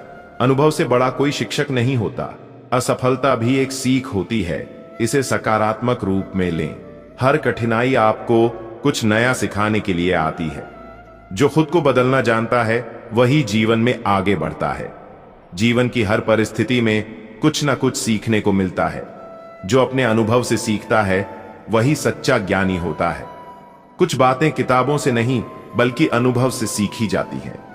जीतने के लिए पहले खुद से जीतना जरूरी है। आपकी मेहनत ही आपकी सबसे बड़ी पहचान है। हर नया दिन एक नई शुरुआत का अवसर देता है। अपने सपनों को पाने का सबसे अच्छा तरीका है जाग जाओ और मेहनत करो। जीवन में खुद को साबित करने के लिए कोई समय नहीं होता, अभी से शुरू करें। भाग्य भी उन्हीं का साथ देता है जो मेहनत करने में विश्वास रखते हैं। कभी भी खुद को कम मत समझो, क्योंकि आप किसी से कम नहीं हो। सफलता सिर्फ मंजिल नहीं, बल्कि सफर का नाम है। हर दिन अपने कल से बेहतर बनने की कोशिश करें। दुनिया उन्हीं को याद रखती है जो अपने काम से नाम बनाते हैं। हमेशा खुद को बेहतर बनाने में लगे रहो, क्योंकि विकास ही जीवन है। अपने डर को अपनी ताकत बनाओ। सपनों को साकार करने के लिए मेहनत ही सबसे बड़ा हथियार है। मेहनत की स्याही से ही सफलता की कहानी लिखी जाती है। जीवन में खुश रहना एक कला है, इसे सीखो और सिखाओ। जोश और जुनून से भरा इंसान कभी असफल नहीं हो सकता। खुद पर भरोसा रखना सीखो। दुनिया क्या कहती है इससे फर्क नहीं पड़ता। ईमानदारी से किया गया काम हमेशा रंग लाता है। जीवन में खुद को कभी किसी से कम मत समझो। अपने सपनों को पाने के लिए खुद पर विश्वास सबसे जरूरी है। सपना एक देखोगे, मुश्किलें हजार आएंगी, लेकिन वह मंजर बड़ा खूबसूरत होगा। जब कामयाबी शोर मचाएगी, उड़ान तो भरना है, चाहे कई बार गिरना पड़े। सपनों को पूरा करना है, चाहे खुद से भी लड़ना पड़े। जीवन में लगने वाली हर्ट होकर हमें सही से चलना सिखाती है। धनवान वह नहीं होता जिसकी तिजोरी नोटों से भरी है, बल्कि असल में धनवान तो वह होता है जिसकी जिंदगी में खूबसूरत रिश्तों की कमी नहीं है। वक्त के साथ चलते रहो, सफलता तुम्हारे पीछे जरूर आएगी। अगर इंसान सही वक्त पर अपने रिश्ते नहीं संभाल पाता तो वक्त भी उनके पास रिश्ते टिकने नहीं देता।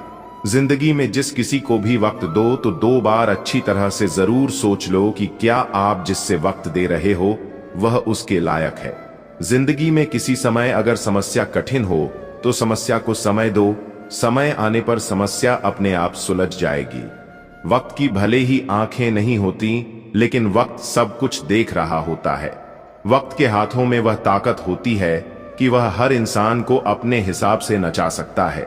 जो समय के साथ चलता है वह दुनिया में अक्सर समय से आगे दिखता है। जो लोग वक्त के साथ नहीं चलते वक्त भी उन्हें छोड़कर आगे निकल जाता है। समय कभी भी किसी भी हाल में कहीं नहीं रुक सकता। उसे पकड़ने की कितनी ही कोशिश करो हाथों से फिसल ही जाता है। जो व्यक्ति समझदार होता है वह अपनी सूझबूझ से सब कुछ सीख जाता है और नासमझ व्यक्ति को वक्त की ठोकरें सब कुछ सिखा देती हैं।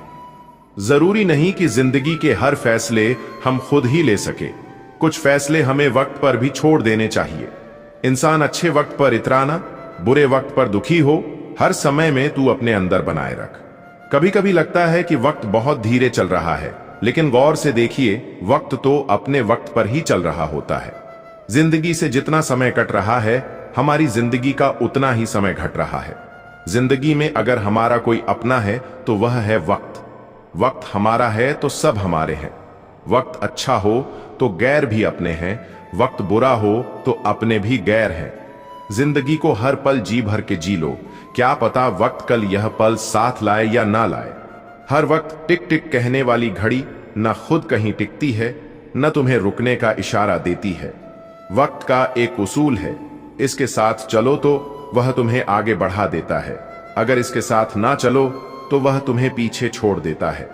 अगर वक्त जख्म दे देता है तो मरहम भी वक्त ही लगाता है। वक्त के इम्तिहान कठिन जरूर होते हैं लेकिन उनका अंजाम आपकी मेहनत पर निर्भर होता है। वक्त इंसान को सब कुछ सिखा देता है, जो सबक वक्त सिखाता है वह कोई और नहीं सिखा सकता। यह जिंदगी भर की पढ़ाई और सारा किताबी ज्ञान वक्त के सिखाए सबक के आगे धरे के धरे रह जाते हैं। वक्त हमेशा एक समान नहीं रहता, वह हर किसी के लिए अपने समय पर बदलता ही रहता है। कभी कभी कुछ हासिल करने के लिए सही समय का इंतजार करना जरूरी नहीं है, हर समय को सही समझकर काम की शुरुआत कर देनी चाहिए। वक्त के हाथों में तेज तलवार होती है जो वक्त को तो काट लेती है, लेकिन उस वक्त में हुई घटनाएं वैसी की वैसी रह जाती हैं। लोग कहते हैं कि हर वक्त बदल जाता है, लेकिन लोग यह नहीं कहते कि वक्त के साथ साथ लोग भी बदलते रहते हैं। सही समय का कभी इंतजार नहीं किया जाता, सही समय लाना पड़ता है। कभी कभी जिंदगी का पूरा वक्त पैसे कमाने में खर्च हो जाता है और उसके बाद जिंदगी को जीने के लिए न वक्त बचता है न पैसा। जिंदगी का पूरा वक्त पैसे कमाने में खर्च कर दिया और फिर वही पैसा जिंदगी को बचाने में खर्च कर दिया तो आखिर मिला क्या? वक्त की भी बड़ी ठकराल कर दो तो तुम्हें गिरा देता है। वक्त अच्छा हो या बुरा कभी कहीं रुकता नहीं है, हर वक्त बीत ही जाता है। वक्त हमेशा सीधे फैसले कर देता है, उसे कभी किसी सबूत या गवाह की जरूरत नहीं होती। जिंदगी में जो आपकी कीमत जानता है वह आपको अपना कीमती समय जरूर देता है। जिंदगी में अगर वक्त अपना है तो सब अपने हैं, अगर वक्त अपना नहीं है तो अपने भी गैर हैं। अगर वक्त पर वक्त की कदर नहीं करोगे तो वक्त भी कभी तुम्हारी कदर नहीं करेगा। जिंदगी जीने का असली सलीका तो वक्त ही सिखा सकता है, ना किताबें, ना तकदीर और ना ही किसी की कहीं बातें सिखा सकती हैं। जिंदगी में समय मौके कम और धोखे ज्यादा देता है, इसलिए सही समय पर सही चीज हासिल कर लो वरना देर हो जाएगी। ये जिंदगी भी अजीब है। बचपन में जब हमारे पास घड़ी नहीं थी तो समय ही समय था। जब से हाथों में घड़ी आ गई है तब से हमारे पास समय ही नहीं रहा। हर कार्य में देर हमसे होती है, समय से नहीं। समय से समय की कद्र कर लो। इस जिंदगी में जिंदगी बदलने के लिए तो वक्त मिल जाता है, पर वक्त बदलने के लिए जिंदगी दोबारा नहीं मिलती। इस वक्त की भी कुछ अजीब सी दास्तान है। पैसों का लालच और कैरियर दिखाकर पूरी जवानी ले जाता है। यूं ही किस्मत के भरोसे बैठने वालों की किस्मत नहीं बदला करती। इस वक्त को बदलने के लिए भी वक्त से लड़ना ही पड़ता है। मेरे दोस्त, समय कभी नया या पुराना नहीं होता, समय तो समय ही होता है। जमाना अपने रंग बदलता रहता है। जैसे वक्त के साथ साथ जिंदगी बदल जाती है, वैसे ही बदलते वक्त के साथ कभी कभी अपने भी बदल जाते हैं। जिंदगी तो वही रहती है, बस वक्त बदल जाता है। आसपास के लोग भी वही रहते हैं, बस उनका रंग बदल जाता है। समय छोटे बच्चों को जिंदगी में न भूतकाल का पता होता है न भविष्य का। वह सिर्फ वर्तमान समय में जीते हैं, इसलिए वह सदा खुश रहते हैं। वर्तमान में जिएं और खुश रहें। इस दुनिया में बदलते तो इंसान हैं, वक्त पर तो यूं ही बदल के इल्जाम है। जिंदगी में वक्त अगर अच्छा हो तो हाथों से फिसलता जाता है, और अगर वक्त बुरा हो तो कांटे नहीं कटता। जिंदगी का समय अच्छा हो या बुरा, काटना तो है ही, फिर रोकर क्यों काटें, इसे हंसकर ही ना बिताएं। जिंदगी में वक्त हर वक्त मेहरबान नहीं होता है। कुछ लम्हे जिंदगी का तजुर्बा भी दे जाते हैं। कितनी अजीब बात है ना, हम समय नष्ट करने की बातें करते रहते हैं, लेकिन समय भी धीरे धीरे हमें खत्म करता जा रहा है।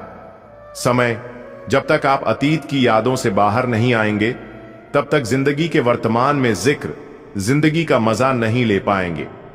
एक कुम्हार था जो मिट्टी का काम करता था। कुम्हार बहुत ही बुद्धिमान था। वह कई तरह की चीजें बनाता था। वह देय, मटके आदि कई तरह के मिट्टी के बर्तन बनाया करता था, और उसकी पत्नी भी उसके काम में उसकी मदद करती थी। कुम्हार सीजन के हिसाब से सारा काम करता था। वह दिवाली पर बहुत सुंदर सुंदर दिए बनाता था और बाजार में बेचा करता था। एक दिन कुम्हार मिट्टी के बर्तन बनाते बनाते सोचता है, आजकल चिलम बहुत चलन में है, कल तो मैं चिलम बनाऊंगा।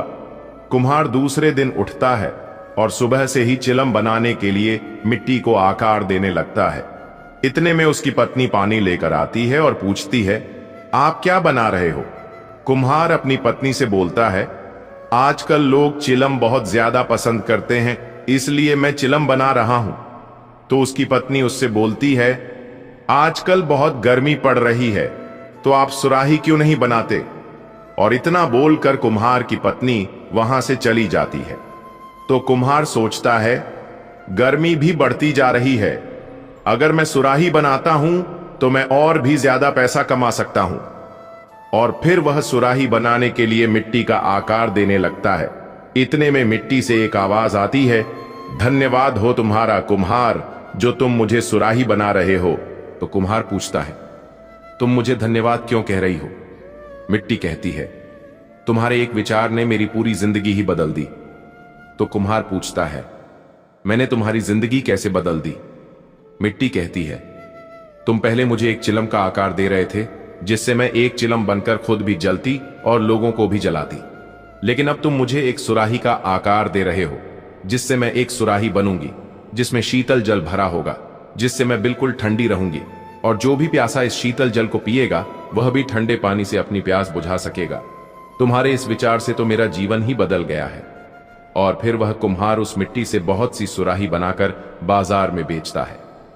यह एक छोटी सी कहानी हमें बहुत बड़ा संदेश देती है कि कैसे एक छोटा सा विचार बहुत बड़ा बदलाव ला सकता है। जिस तरह इस कहानी में थोड़े से विचार के परिवर्तित होने से एक जहर बनने वाली मिट्टी भी अमृत बन गई, इस कहानी से हमें यह खास सीख मिलती है कि हमें अपने विचारों पर भी अच्छे से विचार करना चाहिए, क्योंकि एक गलत विचार और एक सही विचार में थोड़ा ही अंतर होता है, जिससे हम या तो बहुत अच्छा कर सकते हैं या हम किसी गलत रास्ते पर भटक सकते हैं। हमारे जीवन में विचार की बहुत अहमियत होती है और हमें अपने विचार ही पूरी दुनिया में सफलता दिला सकते हैं, क्योंकि माइक्रोसॉफ्ट भी कभी एक विचार ही था, अंतरिक्ष में जाना भी किसी का एक विचार ही था, और एप्पल कंपनी भी कभी एक विचार ही था। जिन्हें हम जानते हैं उनके एक विचार ने उन्हें अमर बना दिया, जैसे अमर जवान भगत सिंह, चंद्रशेखर आजाद, राजगुरु आदि। एक बार एक सीधा साधा किसान था। वह अपने खेतों में सब्जियां उगाता था। जब उसे पैसों की जरूरत होती तो वह एक सेठ से उधार पैसे ले आता था, फिर सेठ को अपनी सब्जियां पहुंचाता था, जिससे थोड़े थोड़े करके पैसों का हिसाब बराबर हो जाता था। किसान बहुत मेहनती था। वह अपने बच्चों के साथ खेतों में काम करता रहता था। अभी सब्जियां बेचने के लिए तैयार नहीं थीं, और किसान के पास अपने खर्चे के लिए जमा पैसे भी खत्म हो चुके थे। किसान सेठ के पास गया और सेठ से कहा, कुछ रुपए और कुछ खाने का जरूरी सामान चाहिए। सेठ जी ने कुछ रुपए किसान को दे दिए और घर का कुछ खाने का सामान जैसे चावल, चीनी, आटा, दाल आदि भी दे दिया। किसान सभी सामान को अपने घर ले आया। कुछ दिनों बाद किसान की सब्जियां बेचने लायक हो गईं और किसान को सबसे पहले सेठ से लिए पैसे और सामान के बदले में सेठ को सब्जियां देनी थी। किसान सब्जियां तोलकर इकट्ठा करके सेठ जी के पास ले गया। सेठ जी से कहा, यह सब्जियां हैं, इन्हें रख लो। सेठ ने किसान से पूछा, कितने किलो सब्जियां हैं? किसान ने जवाब दिया, सेठ जी 20 किलो हैं। सेठ जी ने सब्जियों को उठाकर देखा और अंदाजा किया। सेठ को कुछ कम वजन महसूस हुआ। सेठ ने दोबारा किसान से कहा, सब्जियों का वजन सही बताओ, नहीं तो मैं अपने पास रखे कांटे पर तोल लेता हूं, और अगर कम वजन हुआ तो 2 गुने पैसे लूंगा। किसान अपने घर सब्जियां तोलकर लाया था। उसे विश्वास था कि सब्जियों का वजन बिल्कुल सही है। किसान ने कहा, कुछ भी कर लेना, सब्जियों का वजन पूरा 20 किलो ही है। सेठ ने झट से अपना कांटा निकाला और सब्जियों को तोलने लगा। जब सारी सब्जियों को तोल लिया तो सब्जियों का वजन कुल 16 किलो ही निकला। अब सेठ ने किसान से कहा, तुम मुझे हर बार इसी तरह ठग रहे थे। मैं तुमसे अपने दोगुने पैसे तो लूंगा ही, साथ ही तुझे जेल में भी बंद करवाऊंगा। किसान बेचारा कुछ नहीं बोला और सहमा सा अपने घर आ गया। अगले दिन किसान को पुलिस पकड़कर कोर्ट में ले गई, जहां सेठ ने कहा, मुझे अपने पैसे दोगुने चाहिए, साथ ही मैं इस किसान से पिछले 5 साल से सब्जियां खरीद रहा हूं, जिसका मुझे अलग से हर जाना चाहिए। किसान परेशान था कि इतने पैसे कहां से चुकाए। कोर्ट के जज ने किसान से पूछा, तुमने ऐसा क्यों किया? तो किसान ने जवाब दिया, जज साहब, मेरे पास कोई वजन तोलने के बाट नहीं है। मैं सेठ जी की दुकान से 5-5 किलो सामान लेकर गया था।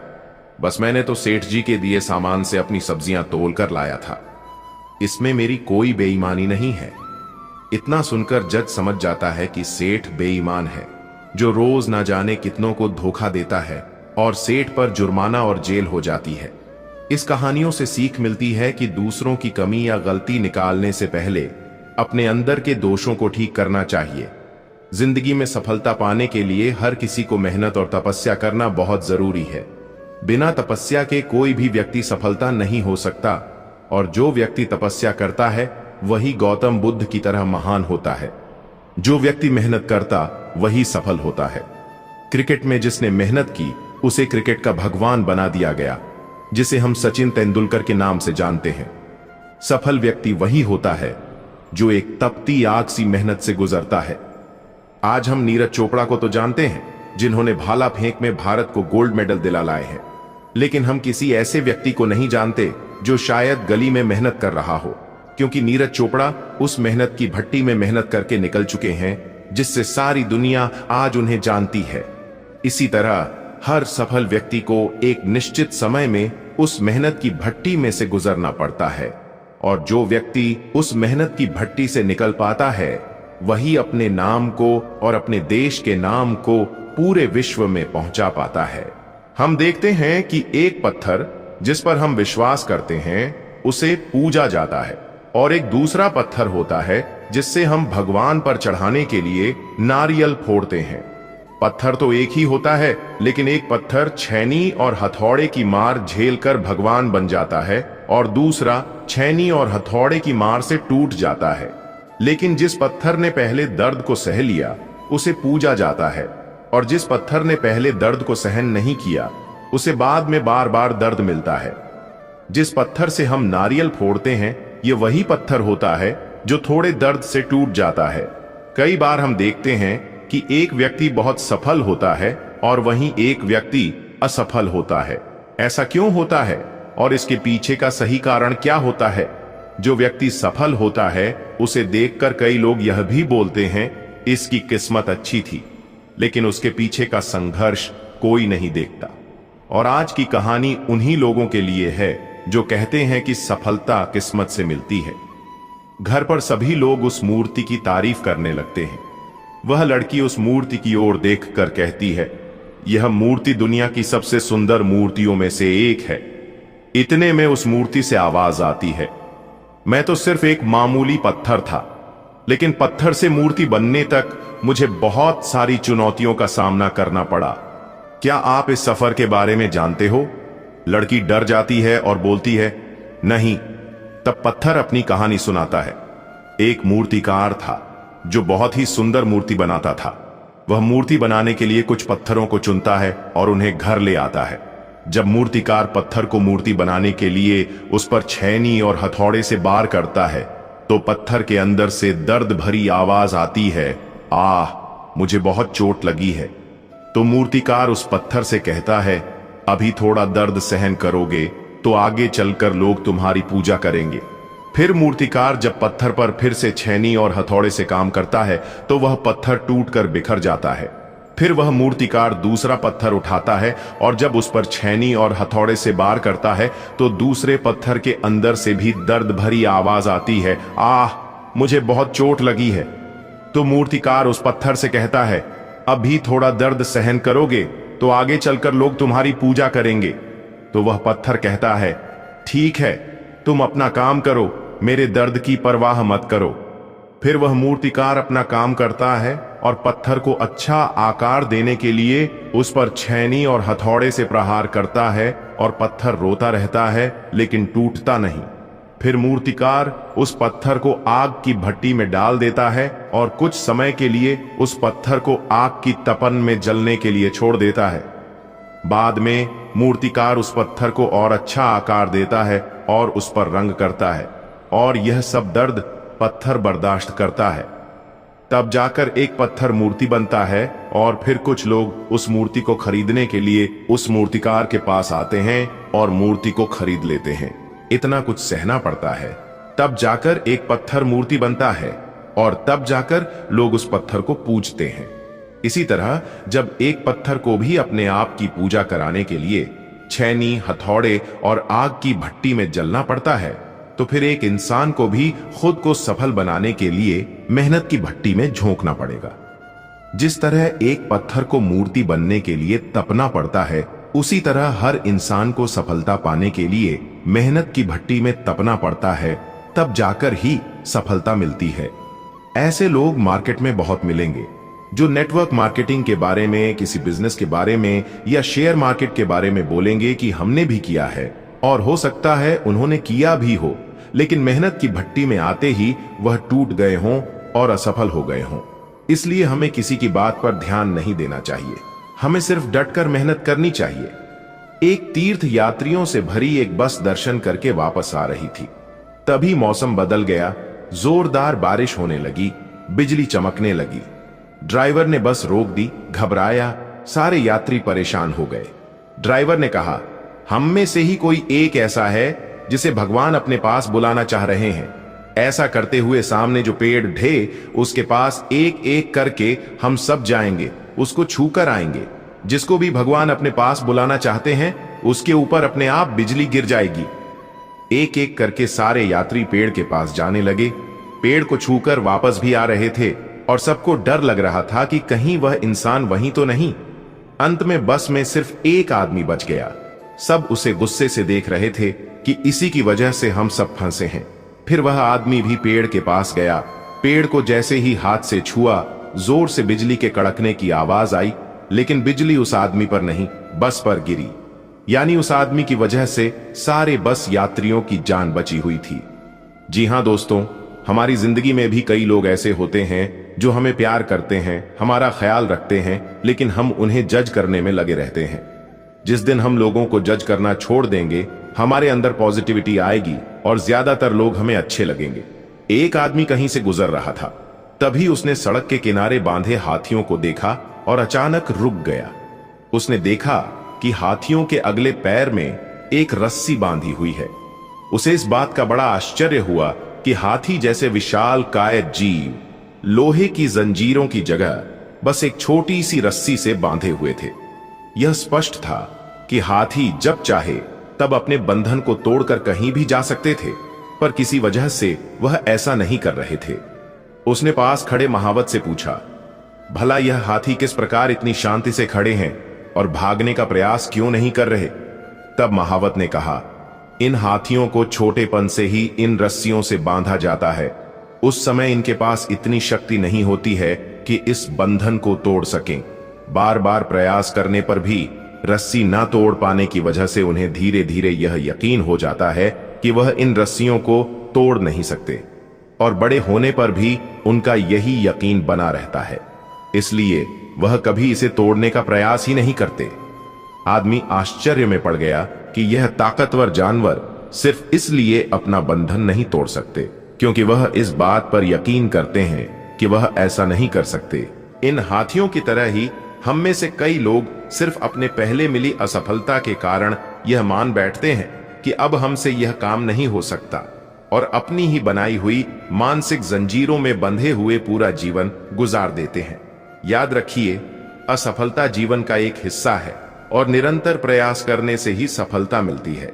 यदि आप भी ऐसे किसी बंधन से बंधे हैं जो आपको अपने सपने सच करने से रोक रहा है, तो उसे तोड़ डालिए। यह कहानी न सिर्फ आपके रोंगटे खड़े कर देगी, बल्कि यह सोचने पर भी मजबूर कर देगी। एक लड़का पूरे साल मस्ती मजाक करता है, पढ़ाई में उसका थोड़ा भी मन नहीं, बस हर जगह अपना वक्त बर्बाद करता है। साल खत्म हुआ, उसके स्कूल का रिजल्ट आया, कुछ खास नहीं, वह बुरी तरह फेल हुआ। यह देखकर वह पूरी तरह शांत, मानो एक पल में वह टूट गया। स्कूल से घर तक जाने की हिम्मत नहीं थी। उसे अपनी गलती का एहसास हुआ। दौड़ते हुए घर पहुंचा। अपनी मां को गले लगाकर वह खूब रोया। शांत बैठकर अपनी गलती का एहसास किए जा रहा था और परेशान होकर रो रहा था। मां ने कहा, कोई बात नहीं, फेल भी हुआ है, हारा तो नहीं, ज्यादा तो नहीं, पर कुछ मदद जरूर मिली। वह दिन गुजरता रहा। शाम का वक्त हुआ। आज पड़ोस के लोग उसके घर पर आए। वह एक कोने में बैठकर सोच रहा था। उम्मीद लगाए बैठा था कि यह सारे आस पड़ोस के लोग मुझसे मेरे नंबर ना पूछे, पर हुआ कुछ ऐसा। बेटा, तुम्हारा आज रिजल्ट आने वाला था, कितने मार्क्स मिले? पर उस लड़के में हिम्मत नहीं थी कि अपने मार्क्स बताए। तभी उसकी मां ने कहा, मेरी बेटी को अच्छे मार्क्स मिले हैं, उसने 90% स्कोर किया है। यह सुनकर वह लोग थोड़े चौंके से गए। वह लड़का इतना तो नहीं पढ़ने में अच्छा था, पर फिर भी अच्छे मार्क्स थे। लेकिन यह जवाब उसकी मां का था, इसीलिए इसी बात को सच मानकर वह चुप हो गए। कुछ देर बाद जब सारे लोग चले गए, तब वह लड़का जोरों से उठा और अपनी मां से कहा, क्या जरूरत थी झूठ कहने की? हो जाने दिया होता मुझे बदनाम, मुझे मेरी चिंता नहीं। लेकिन जब उन सारे लोगों को पता चलेगा कि मुझे इतने अच्छे मार्क्स नहीं मिले हैं, बल्कि मैं बुरी तरह फेल हुआ हूं, तो वह सारे लोग तुम्हें नहीं देंगे। एक मां ने झूठ कहा, सबको बताएंगे। यह सुनकर मां मुस्कुराई और कहा, बेटा, तुझे अगर मैं नहीं समझूंगी तो कौन समझेगा? पुराने समय में हमारे देश में लोग पशु पक्षी पालने के बहुत शौकीन होते थे और उनसे वह अलग अलग तरीके के काम भी लेते थे, जैसे पशुओं से खेती के साथ साथ भाड़ा ढोना, सामान एक जगह से दूसरी जगह पर ले जाना तथा सवारी के काम में लाना। ऐसे ही पशु पक्षियों को सिखा पढ़ाकर उनके द्वारा संदेश भेजना, गुप्तचर का काम करवाना और उनकी आपस में कुश्ती करवाकर मनोरंजन के काम में भी लाते थे। कुछ देशों में तो आज भी लोग पशुओं की लड़ाई करवाकर मनोरंजन करते हैं। ये सभी पशु पक्षी उस समय के लोगों की जिंदगी का हिस्सा हुआ करते थे। जैसे कि आपने इतिहास में महाराणा प्रताप के घोड़े चेतक का नाम तो सुना ही होगा। ऐसे ही उस समय के राजा हाथी, तोता, कबूतर, बाज व अन्य पशु पक्षी अलग अलग उपयोग के लिए पालते थे। दोस्तों, आज मैं आपको एक ऐसी कहानी बता रहा हूं जो कि बहुत पुराने समय की है। कहानी यह है कि उस समय किसी एक राज्य के राजा दूसरे राज्य के अपने मित्र राजा के यहां मिलने के लिए गए। जब राजा अपने मित्र से मिलकर वापस चलने लगे तो उनकी नजर बाज पक्षी के 2 नन्हे बच्चों पर पड़ी जो देखने में बहुत ही सुंदर थे और सभी को अपनी ओर आकर्षित कर रहे थे। अब राजा से रहा न गया और उन्होंने उनसे वह बाजों का जोड़ा लेने की इच्छा प्रकट की। मित्र राजा ने उन्हें उपहार स्वरूप वह दोनों बच्चे भेंट कर दिए। अब राजा उन बच्चों को लेकर अपने राज्य वापस आ जाते हैं। कुछ दिनों बाद बाज थोड़े बड़े हुए तो उन्हें ट्रेनिंग देने के लिए एक ट्रेनर की व्यवस्था की जाती है। अब ट्रेनर उन बाजों को मैदान में ले जाता है और उन्हें सिखाता है, लेकिन जब वह उन दोनों को आसमान में उड़ने का इशारा करता तो उनमें से एक बाज तो ऊपर ऊंचाई पर जाकर उड़ जाता और कलाबाजी करता था, वहीं दूसरा बाज पास में खड़ी वृक्ष की एक डाली पर जाकर बैठ जाता था। ट्रेनर की लाख कोशिशों के बावजूद वह उस डाली को छोड़ने को तैयार नहीं था। कुछ दिनों तक यह सिलसिला चलता रहा। जहां एक बाज ने उड़ने की अच्छी खासी महारत हासिल कर ली थी, वहीं दूसरा वाला उस पेड़ की डाली पर बैठकर आराम करता रहता था। ऐसा लगता था कि वह पेड़ की डाली से बांध दिया गया है। अब जब कुछ दिन बीत गए तो राजा ने उस ट्रेनर को एक दिन अपने दरबार में बुलाया और बाजों के बारे में जानकारी देने को कहा। ट्रेनर ने सारा किस्सा राजा को बताया। राजा ने आदेश दिया, कहीं से भी जाकर दूसरा ट्रेनर ढूंढो, कुछ भी करके दूसरे बाज को भी ट्रेन करो। उन्होंने अपने पूरे राज्य में राज पत्रवा दिया कि जो भी इस बाज के बच्चे को ऊंचाई पर उड़ना सिखाएगा उसे राजा के द्वारा इनाम दिया जाएगा। यह सुनकर एक गरीब किसान भी राजा के दरबार में पहुंचा और उसने बाज को ट्रेनिंग देने की इच्छा जाहिर की। अब ट्रेनर उस किसान को साथ में लेकर उसी मैदान में पहुंच गया जहां वह बाजों को ट्रेनिंग दिया करता था। बाजों का जोड़ा किसान के हवाले करके ट्रेनर वापस चला जाता है। 2-3 दिनों तक उसने कोशिश की लेकिन सफल नहीं हुआ। उसने देखा कि एक बाज उड़ने के बजाय पेड़ की एक ही डाली पर बार बार जाकर बैठ जाता है। बहुत सोचने के बाद उसके दिमाग में एक विचार आया। अगले दिन सुबह ट्रेनिंग के लिए जाते समय वह घर से अपने साथ कुल्हाड़ी लेकर गया और वहां पहुंचकर सबसे पहले उस डाली को काट दिया जिस पर वह बाज बैठता था। अब उसने बाजों को उड़ा दिया। इस बार किसान को चमत्कार दिखाई दिया। उसने देखा कि दूसरा बाज भी पहले वाले के साथ साथ आसमान में ऊंची उड़ान भर रहा है। किसान खुशी से दौड़ते हुए उस ट्रेनर के पास गया और दिखाकर बोला, देखो, दोनों आसमान में उड़ रहे हैं। ट्रेनर ने आश्चर्य से पूछा, यह तुमने कैसे कर दिया? मैं अपनी पूरी जिंदगी पक्षियों को ट्रेनिंग देता रहा, लेकिन मैं उस बाज को उड़ाना नहीं सका और तुमने मात्र 2-3 दिनों में ही यह कर दिखाया। किसान ने कहा, मैंने उस डाली को काट दिया जिस पर वह बार बार बैठता था। किसान को राजा के दरबार में ले जाया गया। राजा की खुशी का ठिकाना नहीं था और उसने किसान को बहुत सारा इनाम दिया। दोस्तों, इससे हमें यह शिक्षा मिलती है कि जिंदगी में अगर हमें ऊंचाइयों पर जाना है तो कंफर्ट जोन को छोड़ना पड़ता है, अर्थात अपनी जगह को छोड़ना पड़ता है। एक बार की बात है, महात्मा गांधी से मिलने के लिए एक महिला अपनी छोटी बेटी के साथ उनके आश्रम आई। वह महिला गांधी जी से बहुत प्रभावित थी और जानती थी कि उनकी बातों का असर सब पर होता है। उसने गांधी जी से नम्रतापूर्वक प्रार्थना की और कहा, बापू, मेरी बेटी को समझाइए कि वह मिठाई खाना बंद कर दे। वह इससे जरूरत से ज्यादा खाती है और मैं चाहती हूं कि वह अपनी सेहत का ध्यान रखे, लेकिन वह मेरी बात नहीं सुनती। आपकी बात वह जरूर मानेगी। महात्मा गांधी महिला की बात ध्यान से सुनते रहे। कुछ पल सोचने के बाद उन्होंने गंभीरता से कहा, आप अपनी बेटी को 3 दिन बाद लेकर आइए। महिला को यह सुनकर थोड़ा अचरज हुआ। उसने सोचा, इतनी सी बात कहने में आखिर 3 दिन का इंतजार क्यों करना पड़ रहा है? लेकिन वह गांधी जी का आदर करती थी, इसलिए बिना कुछ पूछे वहां से चली गई। महिला ने गांधी जी के कहे अनुसार 3 दिन का इंतजार किया। इस दौरान वह सोचती रही कि शायद गांधी जी किसी खास तरीके से उसकी बेटी को समझाना चाहते हैं। 3 दिन बाद वह अपनी बेटी को लेकर फिर आश्रम पहुंची। इस बार गांधी जी ने बच्ची को अपने पास बुलाया। उन्होंने बहुत प्यार से बच्ची से कहा, बेटा, मिठाई खाना बंद कर दो, यह तुम्हारे स्वास्थ्य के लिए अच्छा नहीं है। बच्ची ने गांधी जी की बात ध्यान से सुनी और तुरंत सिर हिलाते हुए हामी भर दी। गांधी जी के शब्दों ने बच्ची पर तुरंत प्रभाव डाला। महिला यह देखकर चकित रह गई कि गांधी जी ने इतनी सरल बात कहने के लिए 3 दिन का इंतजार क्यों किया। उसने झिझकते हुए गांधी जी से पूछा, बापू, यह बात आप 3 दिन पहले भी तो कह सकते थे, इसके लिए हमें 3 दिन तक इंतजार क्यों करवाया? गांधी जी मुस्कुराए और शांत स्वर में बोले, 3 दिन पहले मैं खुद मिठाई खा रहा था। मैं किसी और को यह सलाह कैसे दे सकता था जब मैं खुद उस आदत का पालन नहीं कर रहा था। पहले मैंने खुद मिठाई खाना छोड़ा ताकि मैं ईमानदारी से और सच्चे मन से तुम्हारी बेटी को यह सलाह दे सकूं। महात्मा गांधी का यह उत्तर सुनकर महिला अवाक रह गई। उसे एहसास हुआ कि गांधी जी क्यों पूरी दुनिया के लिए प्रेरणा का स्रोत थे। उनके लिए उपदेश देना केवल शब्दों का खेल नहीं था, वे पहले खुद उन मूल्यों को जीते थे जिनका वे दूसरों से पालन करवाना चाहते थे। स्वयं को बदले बिना दूसरों को बदलने की कोशिश ना करें। यदि आप किसी को प्रेरित करना चाहते हैं तो सबसे पहले खुद उस आदत को अपनाएं। ईमानदारी और सत्यनिष्ठा जरूरी है। आपकी सलाह का असर तभी होगा जब आपके कार्य और शब्द एक समान होंगे। नेतृत्व का अर्थ उदाहरण प्रस्तुत करना है।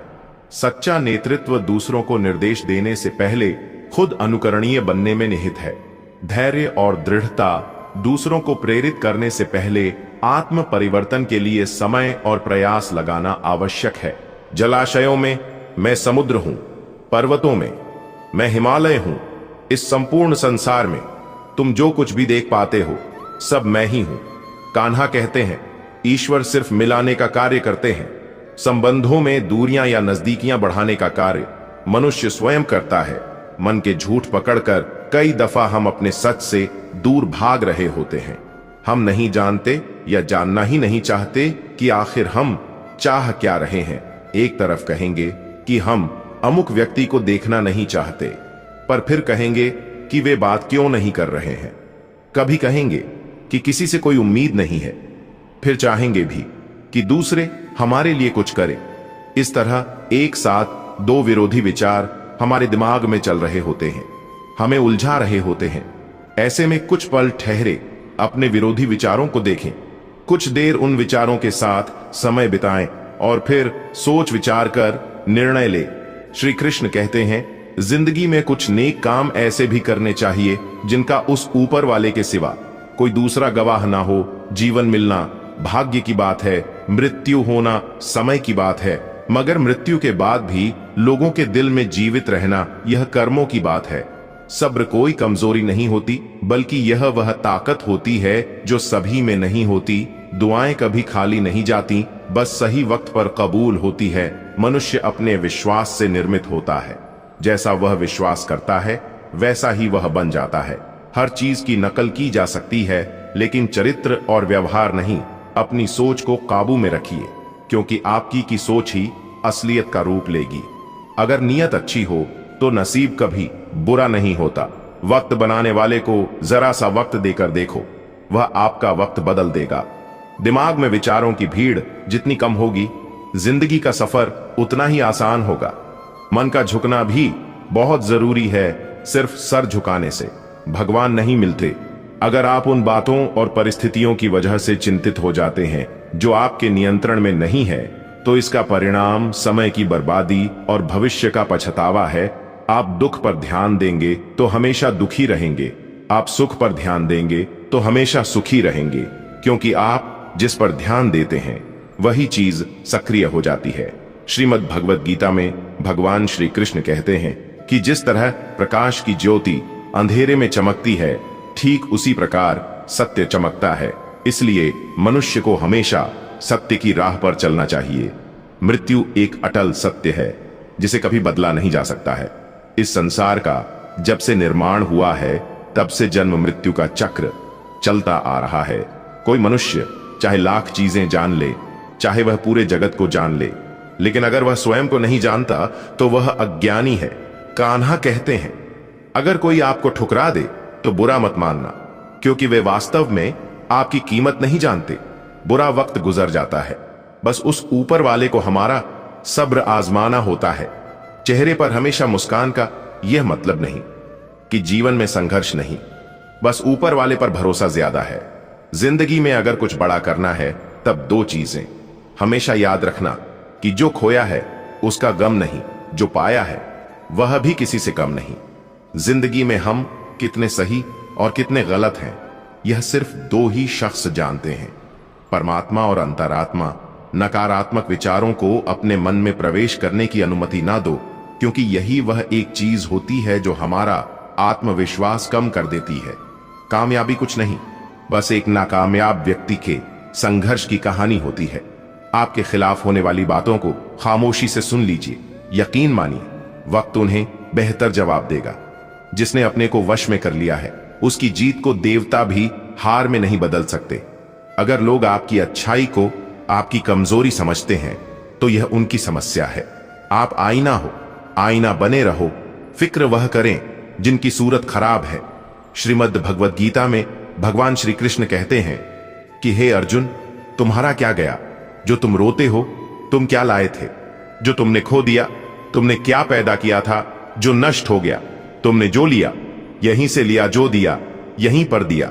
जो आज तुम्हारा है कल किसी और का होगा, क्योंकि परिवर्तन ही संसार का नियम है और समय के साथ संसार में हर चीज परिवर्तन के नियम का पालन करती है।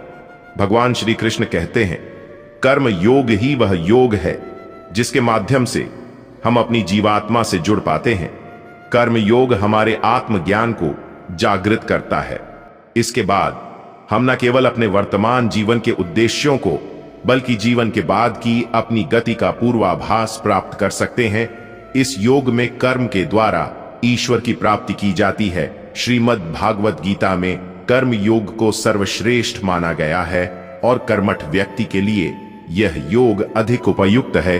कर्म योग सिखाता है कि कर्म के लिए कर्म करो, आसक्ति रहित होकर कर्म करो। कर्म योगी इसीलिए कर्म करता है कि कर्म करना उसे अच्छा लगता है और इसके परे उसका कोई हेतु नहीं है। कर्म योगी कर्म का त्याग नहीं करता, वह केवल कर्म फल का त्याग करता है और कर्म जनित दुखों से मुक्त हो जाता है। उसकी स्थिति इस संसार में एक दाता के समान है और वह कुछ भी पाने की कभी चिंता नहीं करता।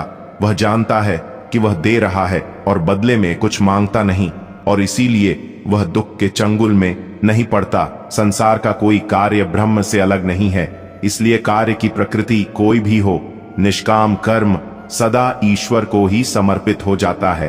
हे अर्जुन, पुनर्जन्म का कारण वासना या अतिरिक्त कामनाओं का संचय है। कर्म योगी कर्म फल के चक्कर में ही नहीं पड़ता, अतः वासनाओं का संचय भी नहीं होता। इस प्रकार कर्म योगी पुनर्जन्म के बंधन से भी मुक्त हो जाता है। भगवान श्री कृष्ण कहते हैं, मनुष्य का मन वायु की तरह चंचल है। यह मन ही है जो मनुष्य को काम वासनाओं की तरफ भटका रहता है। अगर जीवन को सफल बनाना है तो मन पर काबू करना बहुत जरूरी है। मन को वश में करने से दिमाग की शक्ति केंद्रित होती है, जिससे कार्यों में सफलता मिलने लगती है। गीता के अनुसार जिस व्यक्ति ने अपने मन पर काबू पा लिया, वह मन में पैदा होने वाली बेकार की चिंताओं और इच्छाओं से भी दूर रहता है।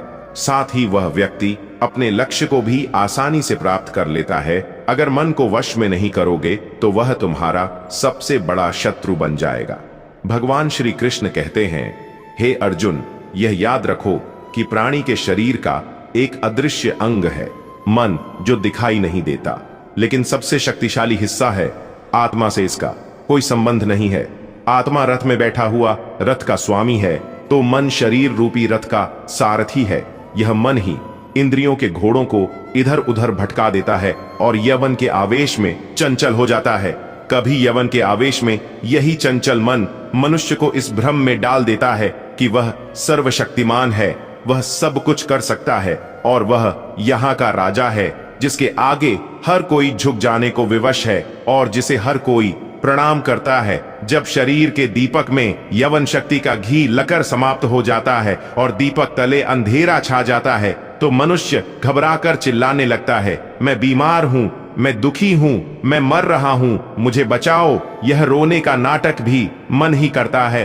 हे अर्जुन, मनुष्य को मैं के घमंड की मदिरा पिलाकर मदहोश करने वाला पाखंडी केवल मन है। उसके हाथों में मोह माया का जाल है, जिसे वह मनुष्य की इच्छाओं पर डालता रहता है और उसे अपने वश में करता रहता है। यह मन शरीर से भी मोह करता है, अपनी खुशियों से भी मोह करता है और अपने दुखों से भी मोह करता है। खुशी में खुशियों से भरे गीत गाता है और दुख में दुख भरे गीत गुनगुनाता है। अपने दुखों में दूसरों को शामिल करके उसे खुशी मिलती है। हे पार्थ, प्राणी के लिए आवश्यक है कि वह अपने मन को काबू में करके अपने अंतर्मन में झांक कर आत्मा को देखें। तभी उस आत्मा के अंदर उसे परमात्मा का प्रकाश स्पष्ट दिखाई देगा। भगवान कहते हैं, जो मनुष्य सुख और दुख में शांत रहता है, जिसके राग भय और क्रोध नष्ट हो गए हैं, जो मनुष्य शुभ और अशुभ वस्तु को पाकर न प्रसन्न होता है और न द्वेष करता है, जिन्होंने अपनी इंद्रियों को वश में कर लिया है, वह स्थिर बुद्धि मनुष्य मुनि के समान है। ऐसा मनुष्य स्थिर चित्त और इंद्रियों को वश में करके ज्ञान द्वारा परमात्मा को प्राप्त करके हमेशा संतुष्ट रहता है। क्रोध मनुष्य को नरक की ओर ले जाने वाला द्वार है। क्रोध करने से व्यक्ति का मन अशांत हो जाता है और उसकी स्मरण शक्ति भ्रमित हो जाती है। स्मृति में विभ्रम होने से उसकी बुद्धि नष्ट हो जाती है और फिर व्यक्ति का पतन हो जाता है। भगवान श्री कृष्ण कहते हैं, मनुष्य को क्रोध करने से बचना चाहिए। कितना भी गुस्सा आए, स्वयं को शांत रखने का प्रयास करें। जिस प्रकार समुद्र की स्थिति अचल है, भारी से भारी आंधी तूफान आने पर या अनेक नदियों के जल प्रवाह उसमें प्रविष्ट होने पर भी वह अपनी स्थिति से विचलित नहीं होता, मर्यादा का त्याग नहीं करता, उसी प्रकार परमात्मा के स्वरूप में स्थित योगी की स्थिति भी सर्वथा अचल होती है। बड़े से बड़े सांसारिक सुख दुखों का सहयोग वियोग होने पर भी उसकी स्थिति में जरा भी अंतर नहीं पड़ता। वह योगी परमात्मा में नित्य निरंतर अटल और एक रस स्थित रहता है। जो मनुष्य संपूर्ण कामनाओं को त्याग कर ममता रहित, अहंकार रहित और मोह रहित होकर विचरण करता है, वही मनुष्य शांति को प्राप्त कर पाता है। कान्हा कहते हैं, जो दर्द आज सह रहे हो, आगे चलकर वही तुम्हारी ताकत बनेगा। मुसीबत में अगर मदद मांगना हो तो सोच कर मांगना, क्योंकि मुसीबत थोड़ी देर के लिए ही होती है और एहसान जिंदगी भर का तजुर्बे उम्र से नहीं बल्कि हालातों से आते हैं। जमाने में आए हों तो जीने का हुनर भी रखना। दुश्मन से कोई खतरा नहीं, बस अपनों पर नजर रखना। रात भर गहरी नींद आना इतना आसान नहीं, उसके लिए दिन भर ईमानदारी से जीना पड़ता है। अपनी कमियों को सिर्फ हम दूर कर सकते हैं और कोई नहीं। बाकी सब केवल इनका फायदा उठाना जानते हैं। समय के पास इतना समय नहीं कि वह आपको दोबारा समय दे सके। जो बदला जा सके उसे बदलिए, जो बदला ना जा सके उसे स्वीकार कीजिए और जो स्वीकारा ना किया जा सके उससे दूर हो जाइए। लेकिन खुद को खुश रखिए। जब हम रिश्तों के लिए वक्त नहीं निकाल पाते, तब वक्त हमारे बीच से रिश्ता निकाल देता है। जो आपकी बुराई करते हैं उन्हें करने दो, क्योंकि बुराई वही करते हैं जो बराबरी नहीं कर सकते। झूठ भी कितना अजीब है ना। खुद बोलो तो अच्छा लगता है और दूसरे बोले तो गुस्सा आता है। अगर खुश रहना चाहते हैं तो लोगों की बातों पर कम और अपने विचारों पर ज्यादा ध्यान दें। भगवान पर विश्वास बिल्कुल उस बच्चे की तरह करो जिसको हवा में उछालो तो वह हंसता है, डरता नहीं, क्योंकि वह जानता है कि आप उसे गिरने नहीं दोगे। श्रीमद् भगवत गीता में भगवान श्री कृष्ण कहते हैं कि हे अर्जुन, मेरा इन तीनों लोकों में ना तो कुछ कर्तव्य है और ना ही मुझे कोई वस्तु प्राप्त करने योग्य है। फिर भी मैं कर्म करते हुए अपने कर्तव्य का निर्वाह करता हूँ। हे पार्थ, यदि मैं कर्मों को करने में सावधानी ना बरतूं तो बड़ा अनर्थ हो जाएगा, क्योंकि मनुष्य सब प्रकार से मेरे ही मार्ग का अनुसरण करते हैं। यज्ञ से बचे हुए, अन्न को खाने वाले श्रेष्ठ पुरुष सब पापों से मुक्त हो जाते हैं। और जो पापी लोग अपना शरीर पोषण करने के लिए ही अन्न पकाते हैं, वे तो पाप को ही खाते हैं। अर्थात जो लोग ईश्वर को याद किए बिना अपने जिंदा रहने में ही लगे रहते हैं, उन्हें चोर समझना चाहिए। केवल ज्ञान ही एक ऐसा अक्षय तत्व है जो कहीं भी, किसी भी अवस्था में और किसी भी हाल में मनुष्य का साथ नहीं छोड़ता। धरती पर जिस प्रकार मौसम में बदलाव आता है, उसी प्रकार जीवन में भी सुख दुख आता जाता रहता है। युद्ध हो या जीवन, सफलता केवल 3 शस्त्रों से प्राप्त होती है, धर्म, धैर्य और साहस। कान्हा कहते हैं, सेवा सबकी कीजिए, मगर आशा किसी मत रखिए, क्योंकि सेवा का सही मूल्य भगवान ही दे सकता है, इंसान नहीं। नियत साफ हो तो 1 लोटा जल भी कबूल है, वरना दिखावे के तो 56 भोग भी फिजूल है। कहाँ मिलता है कोई ऊपर वाले के सिवा समझने वाला? जो भी मिलता है बस समझा कर चला जाता है। भगवान के फैसले पर कभी शक मत करना। अगर सजा मिल रही है तो कोई गलती भी अवश्य ही होगी। अगर आप सही हो तो कुछ सही साबित करने की कोशिश ना करो, बस सही बने रहो।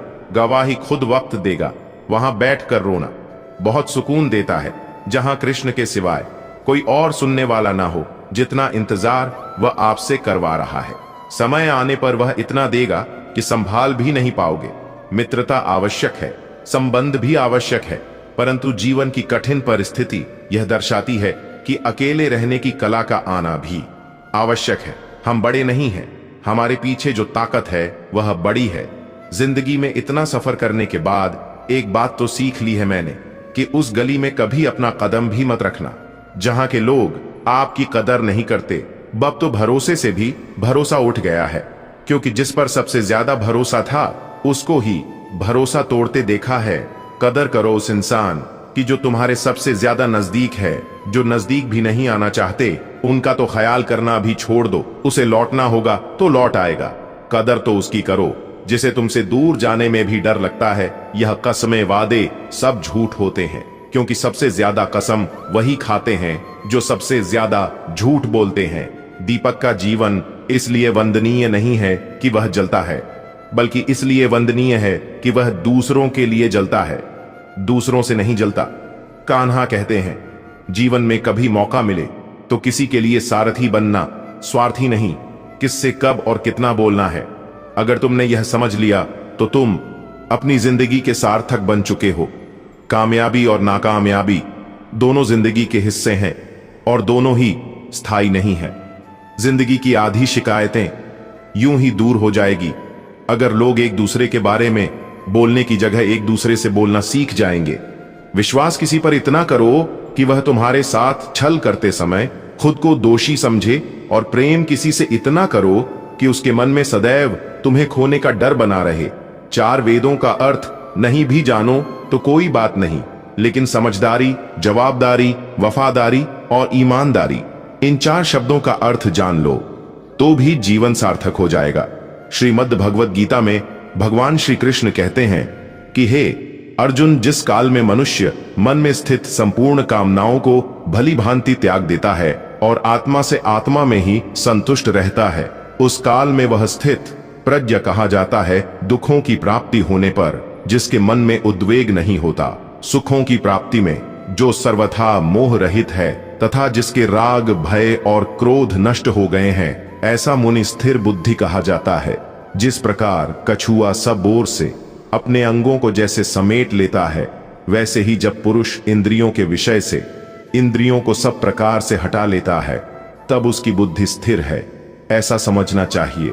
बुद्धि युक्त पुरुष पुण्य और पाप दोनों को इसी लोक में त्याग देता है, अर्थात उनसे मुक्त हो जाता है। हे अर्जुन, जिस काल में तेरी बुद्धि मोह रूपी दलदल को भली भांति पार कर जाएगी, उस समय तू सुने हुए और सुनने में आने वाले इस लोक और परलोक संबंधी सभी भोगों से वैराग्य को प्राप्त हो जाएगा। हे पार्थ, धर्म से भरा हृदय धर्म का परामर्श देता है और अधर्म से भरा हृदय अधर्म का परामर्श देता है। कान्हा कहते हैं, दुष्ट लोगों की भलाई कभी नहीं करनी चाहिए, क्योंकि बिच्छू को आप कितना भी प्यार कर लो फिर भी वह डंक ही मारेगा। श्री कृष्ण कहते हैं, लोग तुम्हारी कदर तभी करेंगे जब तुम भी उन्हें उन्हीं की तरह नजरअंदाज करना सीख जाओगे। अपनी कमजोरी किसी के सामने जाहिर मत करना, नहीं तो लोग इसका फायदा उठाने लगेंगे। जिन्हें उधार लेने और दूसरों से एहसान लेने की आदत होती है, वह हमेशा तनाव में घिरे रहते हैं। उस इंसान की कद्र कम की जाती है जमाने में जो दूसरे इंसान की कद्र नहीं करता। किसी को इतना भी सर पर मत बैठा लेना कि सर दर्द बन जाए, और किसी की इतनी भी खुशामद मत करना कि वह आपके लिए बेकदर हो जाए। आईने में जो दिखता है उसके अलावा किसी और पर आंख मूंद कर भरोसा मत करना, क्योंकि जो आज तक आपकी कदर करना नहीं छोड़ रहे हो सकता है कल आपको बेइज्जत करने में कोई कसर ना छोड़े। दूर रहना उन लोगों से जो आपकी कदर तब तक करते हैं जब तक काम हो। जल्दबाजी में कोई भी फैसला ना ले, क्योंकि जल्दबाजी में लिया गया फैसला अक्सर गलत हो जाता है। अपने पंखों पर भरोसा रख, हवाओं के भरोसे तो पतंगे उड़ा करती हैं। यहाँ गरीब जमीन पर पड़ी रोटी भी हंसी खुशी खा लेता है, वहां अमीर हाथ से मिली रोटी की भी कदर नहीं करता। जो मिला नहीं उसे पाने की ख्वाहिश जरूर करना, पर जो मिला है उसकी बेकदरी कभी मत करना। प्यार का असर उस रिश्ते में खत्म हो जाता है जहां एक दूसरे की कद्र करना कम हो जाता है। जिन्हें जो कहना है कहने दो, उनको हम नहीं, वक्त जवाब देगा। वक्त के साथ सब बदल जाते हैं यार, प्यार और हालत भी। क्यों भरोसा करता है तू गैरों पर, जबकि चलना है अपने ही पैरों पर। जिन्हें नींद से प्यार है वह सुहाने सपने देखते रहते हैं, पर जिन्हें अपने सपनों की कदर है उन्हें नींद तक नहीं आती। जहां रहने के लिए घर मिल जाए पर घर के लोगों से कदर ना मिले, ऐसे घर पर रहने से अच्छा सड़क पर रहना है। श्रीमद् भगवद गीता में भगवान श्री कृष्ण कहते हैं कि हे अर्जुन, जो ना कभी हर्षित होता है, ना किसी से द्वेष करता है, ना शोक करता है, ना कामना करता है, जो शुभ और अशुभ संपूर्ण कर्मों का त्यागी है, वह ज्ञानी मनुष्य मुझको अति प्रिय है। मुझे पाने के 3 तरीके हैं, ध्यान योग, ज्ञान योग और कर्म योग, और इन सब में कर्म योग सबसे प्रधान है। जिस प्रकार मनुष्य अपने पुराने वस्त्रों को त्याग कर नए वस्त्र धारण करता है, ठीक उसी प्रकार आत्मा पुराने व्यर्थ शरीर को त्याग कर नए शरीर को धारण करता है। यही प्रकृति का नियम है। इस सत्य को स्वीकार करके भय मुक्त होकर आज में जीना चाहिए। जो मनुष्य मुझे जान लेता है उसके लिए इस संसार में और कुछ भी जानना शेष नहीं रहता। ऐसा मनुष्य जन्म मरण के बंधनों से मुक्त हो जाता है। जो मनुष्य भगवत गीता को पढ़कर उस पर अमल करता है, उसके सारे दुष्कर्म का प्रभाव समाप्त हो जाता है। जो भाग्य में है वह भाग कर आएगा, और जो भाग्य में नहीं है वह आकर भी भाग जाएगा। जैसे हवा के झोंके नाव को भटका देते हैं, वैसे ही मनुष्य की इच्छाएं बुद्धि को भटका देती हैं। कान्हा कहते हैं, खुशी के लिए काम करोगे तो खुशी नहीं मिलेगी, लेकिन खुश होकर काम करोगे तो खुशी जरूर मिलेगी। यह चिंता छोड़िए कि लोग आपके बारे में क्या सोच रहे हैं। वे तो स्वयं इस चिंता में डूबे हैं कि आप उनके बारे में क्या सोच रहे हैं। बिना झुके खाली होना लगभग नामुमकिन है। अगर अंदर से अहंकार खाली करना है तो झुकना ही एकमात्र उपाय है। जहां तक दिखाई दे रहा हो वहां तक जाइए। जब आप वहां पहुंचेंगे तो आप और आगे देख पाएंगे। आंसुओं में वह खामोश दुआ है जो सिर्फ परमात्मा ही सुन सकता है। हम जो है उसके जिम्मेदार हम खुद हैं, और जो हम बनना चाहते हैं वह बनने की शक्ति हम अपने अंदर रखते हैं। जब कोई अपना अगला कदम पहचानने लगता है तब बड़ा परिवर्तन आरंभ हो जाता है। अगर आसमान वाले से आपके रिश्ते मजबूत हो तो जमीन वाले आपका कुछ नहीं बिगाड़ सकते। मन अशांत है और उसे नियंत्रित करना कठिन है, लेकिन शांत रहकर इसे वश में किया जा सकता है। भरोसा रखें, जब हम कहीं किसी का अच्छा कर रहे होते हैं तब हमारे लिए भी कुछ अच्छा हो रहा होता है। यूं ही नहीं होती। हाथ की लकीरों के आगे उंगलियां, परमात्मा ने भी किस्मत से पहले मेहनत लिखी है। अच्छे व्यवहार का कोई आर्थिक मूल्य भले ही ना हो, लेकिन अच्छा व्यवहार करोड़ों दिलों को खरीदने की शक्ति रखता है। संयम हमारे चरित्र की कीमत बढ़ाता है, परंतु सच्चे मित्र और परिवार हमारे जीवन की कीमत बढ़ाते हैं। श्रीमद् भगवद गीता में भगवान श्री कृष्ण कहते हैं कि हे अर्जुन, वह जो वास्तविकता में मेरे उत्कृष्ट जन्म और गतिविधियों को समझता है, वह शरीर त्यागने के बाद पुनः जन्म नहीं लेता और मेरे परम धाम को प्राप्त होता है। वह व्यक्ति जो सभी इच्छाएं त्याग देता है और मैं और मेरा की लालसा और भावनाओं से मुक्त हो जाता है, उसे अपार शांति की प्राप्ति होती है। जिस मनुष्य के अंदर ज्ञान की कमी होती है और ईश्वर में श्रद्धा नहीं होती, वह मनुष्य जीवन में कभी भी आनंद और सफलता को प्राप्त नहीं कर पाता। ईश्वर ने हमें जो कुछ भी दिया है वही हमारे लिए पर्याप्त है, और यही एक अटल सत्य भी है। संयम, सदाचार, स्नेह एवं सेवा, यह गुण सत्संग के बिना नहीं आते। कोई एक महापुरुष आत्मा को आश्चर्य की भांति देखता है, वैसा ही दूसरा कोई महापुरुष ही इसके तत्व का आश्चर्य की भांति वर्णन करता है, तथा दूसरा कोई अधिकारी पुरुष ही इसे आश्चर्य की भांति सुनता है, और कोई तो सुनकर भी इसको नहीं जानता। श्री कृष्ण कहते हैं, दुख सुख को समान समझने वाले जिस धीर पुरुष को यह इंद्रिय और विषयों के सहयोग व्याकुल नहीं करते, वह मोक्ष के योग्य होता है। कान्हा कहते हैं कि हमें किसी से भी अंधा प्यार नहीं करना चाहिए। हमारा किसी के प्रति अंधा प्यार हमें कभी भी आगे बढ़ने नहीं देता। खुद को इतना कमजोर मत होने दो कि तुम्हें किसी के एहसान की जरूरत पड़ जाए। जीत निश्चित हो तो अर्जुन हर कोई बन सकता है, किंतु जब मृत्यु निश्चित हो तो अभिमन्यु बनने के लिए साहस चाहिए। लोगों को इंप्रेस करने की कोशिश मत कीजिए, आप खुद को इंप्रूव कीजिए, लोग अपने आप इंप्रेस हो जाएंगे। कान्हा कहते हैं, अगर जिंदगी का हर दांव जीतना चाहते हो तो बल से ज्यादा बुद्धि का उपयोग करना सीखो, क्योंकि बल लड़ना सिखाता है और बुद्धि जीतना सिखाती है। कभी पीठ पीछे आपकी बात चले तो घबराना मत, क्योंकि बात उन्हीं की होती है जिनमें कोई खास बात होती है। अहंकार के अंधे इंसान को ना तो अपनी गलतियां दिखाई देती हैं और ना ही दूसरे इंसानों में कुछ अच्छाई दिखाई देती है। जो लोग दूसरों को हर समय नीचा दिखाते रहते हैं, उनको यह एहसास नहीं है कि वह ऐसा करके खुद कितना नीचे गिर रहे हैं। अनुमान मन की कल्पना है और अनुभव जिंदगी का सबक है। सच्ची खुशी तभी होती है जब आपकी सोच, कथन और कर्म में समानता हो। जीवन में कभी निराश नहीं होना चाहिए, क्योंकि कमजोर आपका वक्त हो सकता है, आप नहीं। जैसे तेल समाप्त हो जाने पर दीपक बुझ जाता है, उसी प्रकार कर्म के क्षीण हो जाने पर भाग्य भी नष्ट हो जाता है। अगर आप राजा की तरह जीना चाहते हैं तो पहले आपको गुलामों की तरह मेहनत करनी होगी। एक बात का ध्यान अवश्य रखें, आपका सपना जितना बड़ा होगा, संघर्ष भी उतना ही कठिन होगा। अगर लोग आपकी कॉपी करने लगे तो समझ लीजिए आप कामयाबी के बहुत करीब है। कोशिश हमेशा आखिरी सांस तक जारी रखनी चाहिए। मंजिल मिले या तजुर्बा, दोनों ही अनमोल है। जिंदगी बहुत हसीन है, कभी हंसाती है तो कभी रुलाती है, लेकिन जो जिंदगी की भीड़ में खुश रहता है, जिंदगी उसी के आगे सिर झुका है। अपने सबसे खास से धोखा खाने के बाद लोग चाहकर भी किसी पर संपूर्ण भरोसा नहीं कर पाते। यही सत्य है।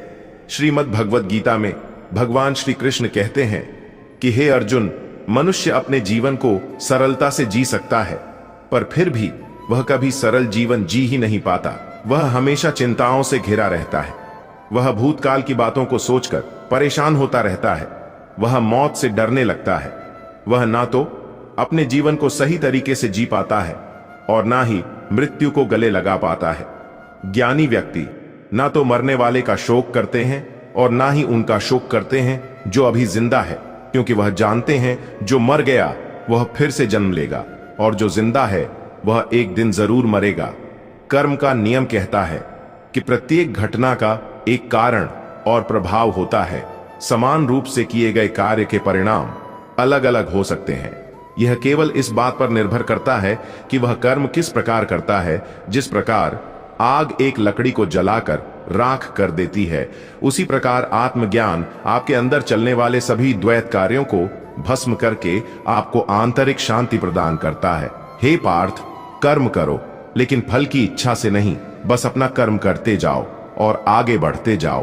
पूर्व काल में तुम्हारे पूर्वजों ने भी इस प्रकार मेरे द्वारा बताए अनुसार ही कर्म किए हैं और मोक्ष को प्राप्त हुए हैं। इसलिए अगर तू भी मोक्ष को पाना चाहता है तो पूर्वजों द्वारा सदा से किए जाने वाले कर्मों को ही कर, जिसकी आसक्ति सर्वथा नष्ट हो गई है, जो अपनी देह पर अभिमान नहीं करता और जो ममता से रहित हो गया है, जिसका चित्त निरंतर परमात्मा के ज्ञान में स्थित रहता है। वैसा कर्मयोगी अपना कर्म यज्ञ की तरह करता है और मोक्ष को प्राप्त होता है, जो अपना सब कुछ परमात्मा को अर्पित कर देता है, जिसके लिए परमात्मा ही सब कुछ है, जो अपने हर कर्म में परमात्मा को देखता है और हर कर्म परमात्मा के लिए करता है। वैसा कर्मयोगी मोक्ष का अधिकारी होता है।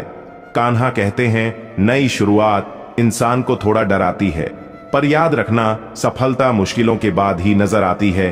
कौन क्या कर रहा है, कैसे कर रहा है, क्यों कर रहा है, इन सब से आप जितना दूर रहोगे आप उतना ही खुश रहोगे। कोई हमारा बुरा करे यह उसका कर्म है, लेकिन हम किसी का बुरा ना करें यह हमारा धर्म है। कोई भी रिश्ता अपनी मर्जी से नहीं जुड़ता, क्योंकि आपको कब, कहां और किससे मिलना है यह सिर्फ ऊपर वाला ही तय करता है। जिंदगी में दो लोगों का होना बहुत जरूरी है। एक कृष्ण जो ना लड़े फिर भी जीत पक्की कर दे, दूसरा कर्ण जो हार सामने हो फिर भी साथ ना छोड़े। कान्हा कहते हैं, तू करता वही है जो तू चाहता है, मगर होता वही है जो मैं चाहता हूं। तू वही कर जो मैं चाहता हूं, फिर होगा वही जो तू चाहता है। इंसान गलत कार्य करते समय दाएं बाएं आगे पीछे चारों तरफ देखता है, बस ऊपर देखना भूल जाता है। जो मनुष्य ऊपर देख पाता है वह कभी गलत काम करने की हिम्मत नहीं करता। मित्रों, भगवान श्री कृष्ण कहते हैं कि जो भी मेरे भक्त श्रद्धा से मुझे भजते हैं, मेरा नाम जपते हैं, मेरी पूजा करते हैं तथा मुझसे प्रेम करते हैं, वह मेरे हैं और मैं उनके सभी कष्टों का हरण करके उन्हें वह सभी सुख प्रदान करता हूं जिनकी वह कामना करते हैं। इसे एक छोटी सी कहानी से समझते हैं। मित्र, एक समय की बात है। भोला नाम का एक आदमी शहर की एक छोटी सी गली में रहता था। वह मेडिकल की दुकान चलाता था। सारी दवाइयों की उसे अच्छी जानकारी थी। पूरी दुकान खुद संभालता था, इसलिए कौन सी दवा कहां रखी है उसे अच्छी तरह पता था। वह पूरी ईमानदारी से अपना काम करता था। ग्राहकों को सही दवा सही दाम पर देता था। सब कुछ अच्छा होने के बाद भी भोला नास्तिक था। भगवान में उसका जरा भी विश्वास नहीं था। वह पूरा दिन दुकान पर काम करता और शाम को परिवार तथा दोस्तों के साथ समय गुजारता था। उसे ताश खेलने का बहुत शौक था। जब भी समय मिलता दोस्तों के साथ ताश खेलने बैठ जाता था। एक दिन वह दुकान पर था, तभी कुछ दोस्त आए और तभी भारी बारिश भी शुरू हो गई। रात हो गई थी, लेकिन सभी बारिश थमने का इंतजार कर रहे थे। बिजली भी चली गई थी। बैठे बैठे क्या करें, सोचा मोमबत्ती की रोशनी में ताश ही खेल लेते हैं। सारे दोस्त दुकान में ताश खेलने बैठ गए। सभी ताश खेलने में मग्न थे। तभी एक बच्चा भागता हुआ आया। वह पूरी तरह भीग चुका था। उसने जेब से दवा की एक पर्ची निकाली और भोले से दवा मांगी। भोला खेल में मग्न था। उसने पहली बार में तो ध्यान ही नहीं दिया। तभी बच्चे ने जोर से आवाज देते हुए कहा, मेरी मां बहुत बीमार है, सारी दवा की दुकानें बंद हो गई हैं, आप दवा देंगे तो मेरी मां ठीक हो जाएगी। भोला आधे अधूरे मन से उठा, पर्ची देखी और अंदाज से दवा की एक शीशी उठाकर उसे दे दी। पैसे काटकर बच्चे को लौटा दिए। बच्चा भागते हुए चला गया। तभी बारिश रुकी और भोले के दोस्त चले गए और भोला भी दुकान बंद करने लगा। तभी उसे ध्यान आया कि रोशनी कम होने के कारण उसने गलती से बच्चे को चूहे मारने वाली दवा की शीशी दे दी है। भोले के हाथ पांव फूल गए। उसका दिल जोर जोर से धड़कने लगा। उसकी 10 साल की नेकी पर मानो जैसे ग्रहण लग गया। उस बच्चे के बारे में सोचकर वह घबराने लगा।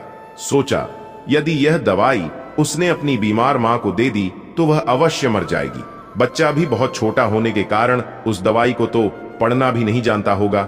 एक पल वह अपनी इस भूल को कोसने लगा और ताश खेलने की अपनी आदत को छोड़ने का निश्चय कर लिया। पर यह बात तो बाद के बाद देखी जाएगी। अब क्या किया जाए? उस बच्चे का पता ठिकाना भी तो वह नहीं जानता। कैसे उसकी बीमार मां को बचाया जाए? सच में कितना विश्वास था उस बच्चे की आंखों में। भोला को कुछ सूझ नहीं रहा था। घर जाने की उसकी इच्छा मर गई और बेचैनी उसे घेरे हुए थे। घबराहट में वह इधर उधर देखने लगा। पहली बार उसकी नजर दीवार के उस कोने में गई जहां उसके पिता ने जिद करके भगवान श्री कृष्ण की तस्वीर दुकान के उद्घाटन के वक्त लगाई थी। तब पिता ने कहा था, भगवान की भक्ति में बहुत शक्ति होती है, वह हर जगह व्याप्त है और हमें सदैव अच्छे कार्य करने की प्रेरणा देता है। भोला को वह सारी बातें याद आने लगी। आज उसने इस अद्भुत शक्ति को आजमाना चाहा।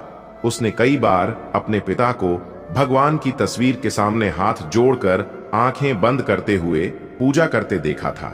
उसने भी आज पहली बार कमरे के कोने में रखी उस धूल भरी कृष्ण की तस्वीर को देखा और आंखें बंद दोनों हाथों को जोड़कर वहीं बैठ गया।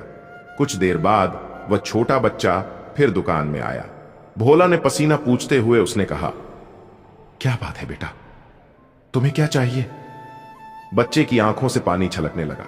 उसने रोते रोते कहा, बाबूजी, मां को बचाने के लिए मैं दवाई की शीशी लेकर भागता जा रहा था। घर के करीब पहुंच भी गया था, लेकिन बारिश की वजह से आंगन में पानी भरा था और मैं फिसल गया। दवाई गिर गई। क्या आप मुझे वही दवाई की दूसरी शीशी दे सकते हैं बाबूजी? बच्चे ने उदास होकर कहा, क्यों नहीं? भोले ने राहत की सांस ली, पर उस बच्चे ने हिचकिचा हुए कहा, मेरे पास दवाई की शीशी लेते हुए कहा, बाबूजी मेरे पास तो पैसे नहीं है। भोला को उस पर दया आई। कोई बात नहीं, तुम यह दवाई ले जाओ और अपनी मां को बचाओ। जाओ जल्दी करो, और हां, अब की बार जरा संभल कर जाना। भोला भगवान को धन्यवाद देता हुआ अपने हाथों में उस धूल भरी तस्वीर को लेकर साफ करने लगा और अपने सीने से लगा लिया। उसे समझ में आ गया कि भक्त अगर मन से भगवान को याद करें तो भगवान उसकी रक्षा जरूर करते हैं और भगवान उनके सारे संकट हर लेते हैं। कान्हा कहते हैं, बुराई तो तुम्हें हजारों की भीड़ में भी ढूंढ लेगी, ठीक उसी तरह जैसे गायों के झुंड में बछड़ा अपनी मां को ढूंढ लेता है, परंतु जो बंसी वाले को दिल से मानता है वह बुराई में भी अच्छाई को ढूंढ लेता है। ज्यादा हंसने और बोलने वाला व्यक्ति अगर चुप हो जाए तो समझ लेना चाहिए कि वह भीतर से टूट चुका है। कभी भी स्वयं पर घमंड मत करना। पत्थर भी भारी होकर पानी में अपना वजूद खो देता है। अगर ईश्वर तुम्हें ज्यादा प्रतीक्षा करवा रहे हैं तो हो सकता है जितना तुमने मांगा है उससे वह कहीं ज्यादा देने वाले हैं। अरे गुजर जाएगा ये वक्त भी, जरा सब्र तो कर। खुशियां ही नहीं रुकी तो गम की क्या औकात है। जब मन परेशान हो तब कुछ मत किया करो, बस आंखें बंद करके श्री कृष्ण का नाम लिया करो। बुद्धि से पैसा कमाया जा सकता है, परंतु पैसे से बुद्धि नहीं खरीदी जा सकती। सब अपना सा लगता है। सिर्फ बातों से औरों के लिए जीते थे तो किसी को शिकायत न थी। थोड़ा सा अपने लिए क्या सोचा। जमाना दुश्मन बन गया। जिंदगी का तजुर्बा है कि छोटा आदमी बड़े मौके पर काम आ सकता है और बड़ा आदमी छोटी सी बात पर औकात दिखा देता है। कोई भी आपके हाथ से तो छीन सकता है, लेकिन आपके भाग्य से नहीं। जिंदगी में आगे बढ़ना है तो सहारे पर नहीं, खुद पर यकीन करना सीखो। दरवाजे छोटे ही रहने दो अपने मकान के। जो झुक कर आया समझो वही अपना है। ईश्वर में आस्था है तो मुश्किलों में भी रास्ता है। जो ज्ञानी होता है उसे समझाया जा सकता है, जो अज्ञानी होता है उसे भी समझाया जा सकता है, परंतु जो अभिमानी होता है उसे कोई नहीं समझा सकता, उसे सिर्फ वक्त ही समझाता है। श्री कृष्ण कहते हैं, मनुष्य का जीवन केवल उसके कर्मों पर चलता है। जैसा उसका कर्म होता है वैसा उसका जीवन होता है। जो मनुष्य मुझसे परम प्रेम करके इस परम रहस्य युक्त गीता शास्त्र को मेरे भक्तों में कहेगा वह मुझको ही प्राप्त होगा, इसमें कोई संदेह नहीं है। उससे बढ़कर मेरा प्रिय कार्य करने वाला मनुष्य में कोई भी नहीं है, तथा पृथ्वी भर में उससे बढ़कर मेरा प्रिय दूसरा कोई भविष्य में होगा भी नहीं। जो मनुष्य श्रद्धा युक्त होकर और दोषों से रहित होकर इस गीता शास्त्र का श्रवण भी करेगा वह सभी पापों से मुक्त होकर मेरे परम धाम को प्राप्त होगा। मैं धरती की मधुर सुगंध हूं, मैं अग्नि की ऊष्मा हूं, मैं सभी जीवित प्राणियों का जीवन और सन्यासियों का आत्म संयम भी मैं ही हूं। भगवान कहते हैं, जो मनुष्य गीता के इस रहस्य को भक्तों को धारण करवाता है और इसका विस्तार एवं प्रचार करता है वह मनुष्य मुझे अत्यधिक प्रिय है। कान्हा कहते हैं, अपनी परेशानी की वजह दूसरों को मानने से आपकी परेशानियां कभी कम नहीं हो सकती हैं। जब भी अचानक आपके प्रति किसी व्यक्ति का व्यवहार बदल जाए तो समझ लीजिए कि वह व्यक्ति आपसे कुछ चाहता है। विज्ञान कहता है जीभ पर लगी चोट सबसे जल्दी ठीक होती है, लेकिन ज्ञान कहता है कि जीभ से लगी चोट कभी ठीक नहीं होती।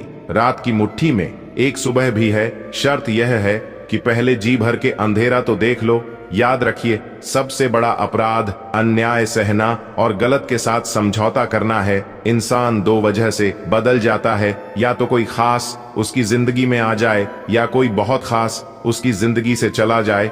कोई नहीं देखता आपके आंसू, किसी को नहीं दिखती आपकी उदासी, कोई नहीं समझता आपकी पीड़ा। पर है ना अजीब बात कि सबको दिखती है आपकी गलतियां।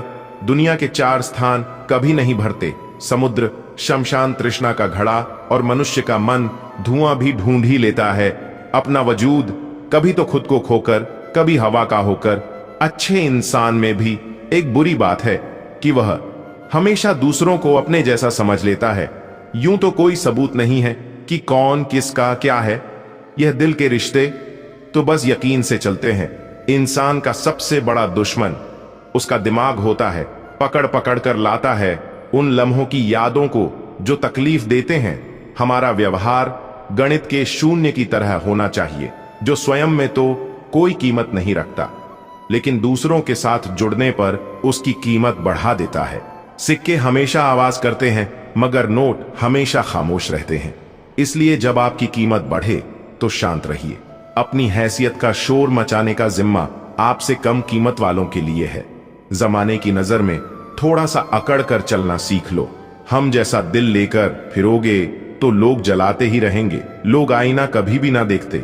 अगर आईने में चित्र की जगह चरित्र दिखाई देता, पूरा बचपन हैंडराइटिंग सुधारने में गुजर गया और जिंदगी कीबोर्ड पर बीत रही है। आप किसी की तारीफ कितनी भी कर सकते हो, लेकिन बेइज्जती हमेशा नाप तोल कर करना, क्योंकि यह वह उधार है जो हर कोई ब्याज सहित चुकाने के लिए मरा जाता है। जिंदगी में हद से ज्यादा खुशी और हद से ज्यादा गम किसी को मत बताना, क्योंकि दुनिया बड़ी जालिम है। हद से ज्यादा खुशी पर नजर और हद से ज्यादा गम पर नमक लगाती है। अंधेरे में मोमबत्ती और मुसीबतों में उम्मीद जिंदगी में बहुत काम आती है। सदैव अपने पैरों पर खड़े होने का प्रयास करें, किसी और के भरोसे मत रहे, क्योंकि इस संसार में किसी के भी जीवन का कोई भरोसा नहीं। यह बात बिल्कुल सच है कि आप बहुत सारी चीजों में परफेक्ट नहीं है, लेकिन यह बात भी बिल्कुल सच है कि बहुत सारी चीजें आपके बिना परफेक्ट नहीं है।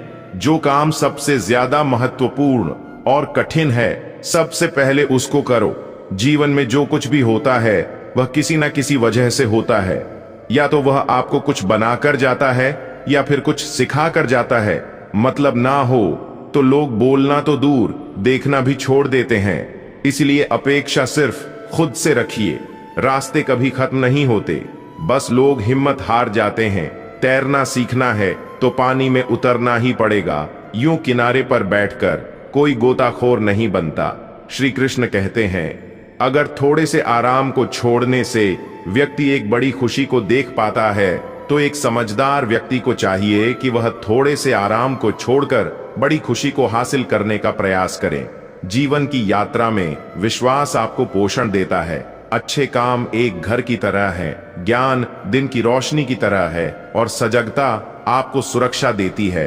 खतरा दुश्मनों से नहीं, आसपास के लोगों से है, क्योंकि नाव बाहर के पानी से नहीं, अंदर के छेद के कारण डूबती है। स्वास्थ्य सबसे बड़ा उपहार है, संतोष सबसे बड़ी संपत्ति है और वफादारी सबसे अच्छा रिश्ता है। आपके पास जो कुछ भी है उसे बड़ा चढ़ाकर मत बताइए और ना ही दूसरों से ईर्ष्या कीजिए। जो दूसरों से ईर्ष्या करता है उसे मन की शांति नहीं मिलती। दुनिया हमेशा से प्रशंसा करने और दोष निकालने का रास्ता ढूंढती आई है। यही होता आया है और यही होता रहेगा। जो व्यक्ति स्वयं से सच्चा प्यार करता है वह कभी दूसरे व्यक्ति को चोट नहीं पहुंचाता। जो व्यक्ति विचलित करने वाले विचारों से मुक्त होते हैं उन्हें शांति अवश्य प्राप्त होती है। बड़ी बड़ी बातें करने वाले बातों में ही रह जाते और हल्के से मुस्कुराने वाले बहुत कुछ कर जाते हैं। एक पल लगता है रिश्तों का मजाक उड़ाने में, लेकिन हम भूल जाते हैं जिंदगी रिश्तों से ही सजती और समृद्धि है। मन में जो है साफ साफ कह देना चाहिए, क्योंकि सच बोलने से फैसले होते हैं और झूठ बोलने से फासले होते हैं। सुबह की नींद इंसान के इरादों को कमजोर बनाती है। मंजिल को हासिल करने वाले कभी देर तक सोया नहीं करते। हर किसी को दिल में उतनी ही जगह दो जितनी वह देता है, वरना या तो खुद रोओगे या वह तुम्हें रुलाएगा। कामयाब होने के लिए अपनी मेहनत पर यकीन करना होगा, क्योंकि किस्मत तो जुए में आजमाई जाती है। अपनी ऊर्जा को चिंता करने में खत्म करने से बेहतर है इसका उपयोग समाधान ढूंढने में किया जाए। प्रेरणा का सबसे बड़ा स्रोत आपके अपने विचार हैं, इसलिए बड़ा सोचे और खुद को जीतने के लिए प्रेरित करें। कर्मों का गणित बड़ा सीधा और सरल है। कर भला तो हो भला, कर बुरा तो हो बुरा। जो मनुष्य जीभ पाकर भी श्री राधा कृष्ण का कीर्तन नहीं करता, वह दुर्बुद्धि मनुष्य मोक्ष की सीढ़ी पाकर भी उस पर चढ़ने की चेष्टा नहीं करता। दुख भोगने वाला आगे चलकर सुखी हो सकता है, मगर दूसरों को दुख देने वाला कभी सुखी नहीं हो सकता। अपने अंदर करुणा रखो, आवेग नहीं, क्योंकि मेघ की वर्षा से पुष्प खिलते हैं। मित्रों, मुझे विश्वास है कि इस वीडियो से आपने बहुत कुछ सीखा होगा। अगर आपको यह वीडियो पसंद आया हो तो कृपया इसे लाइक करें और अपने दोस्तों के साथ शेयर करें। कमेंट में जय श्री राधे कृष्ण लिखना ना भूलें। ऐसे ही और ज्ञानवर्धक वीडियो देखने के लिए हमारे चैनल को सब्सक्राइब करें और घंटी का बटन भी दबाएं। अंत तक वीडियो को देखने के लिए आपका बहुत बहुत धन्यवाद। जय श्री राधे कृष्ण।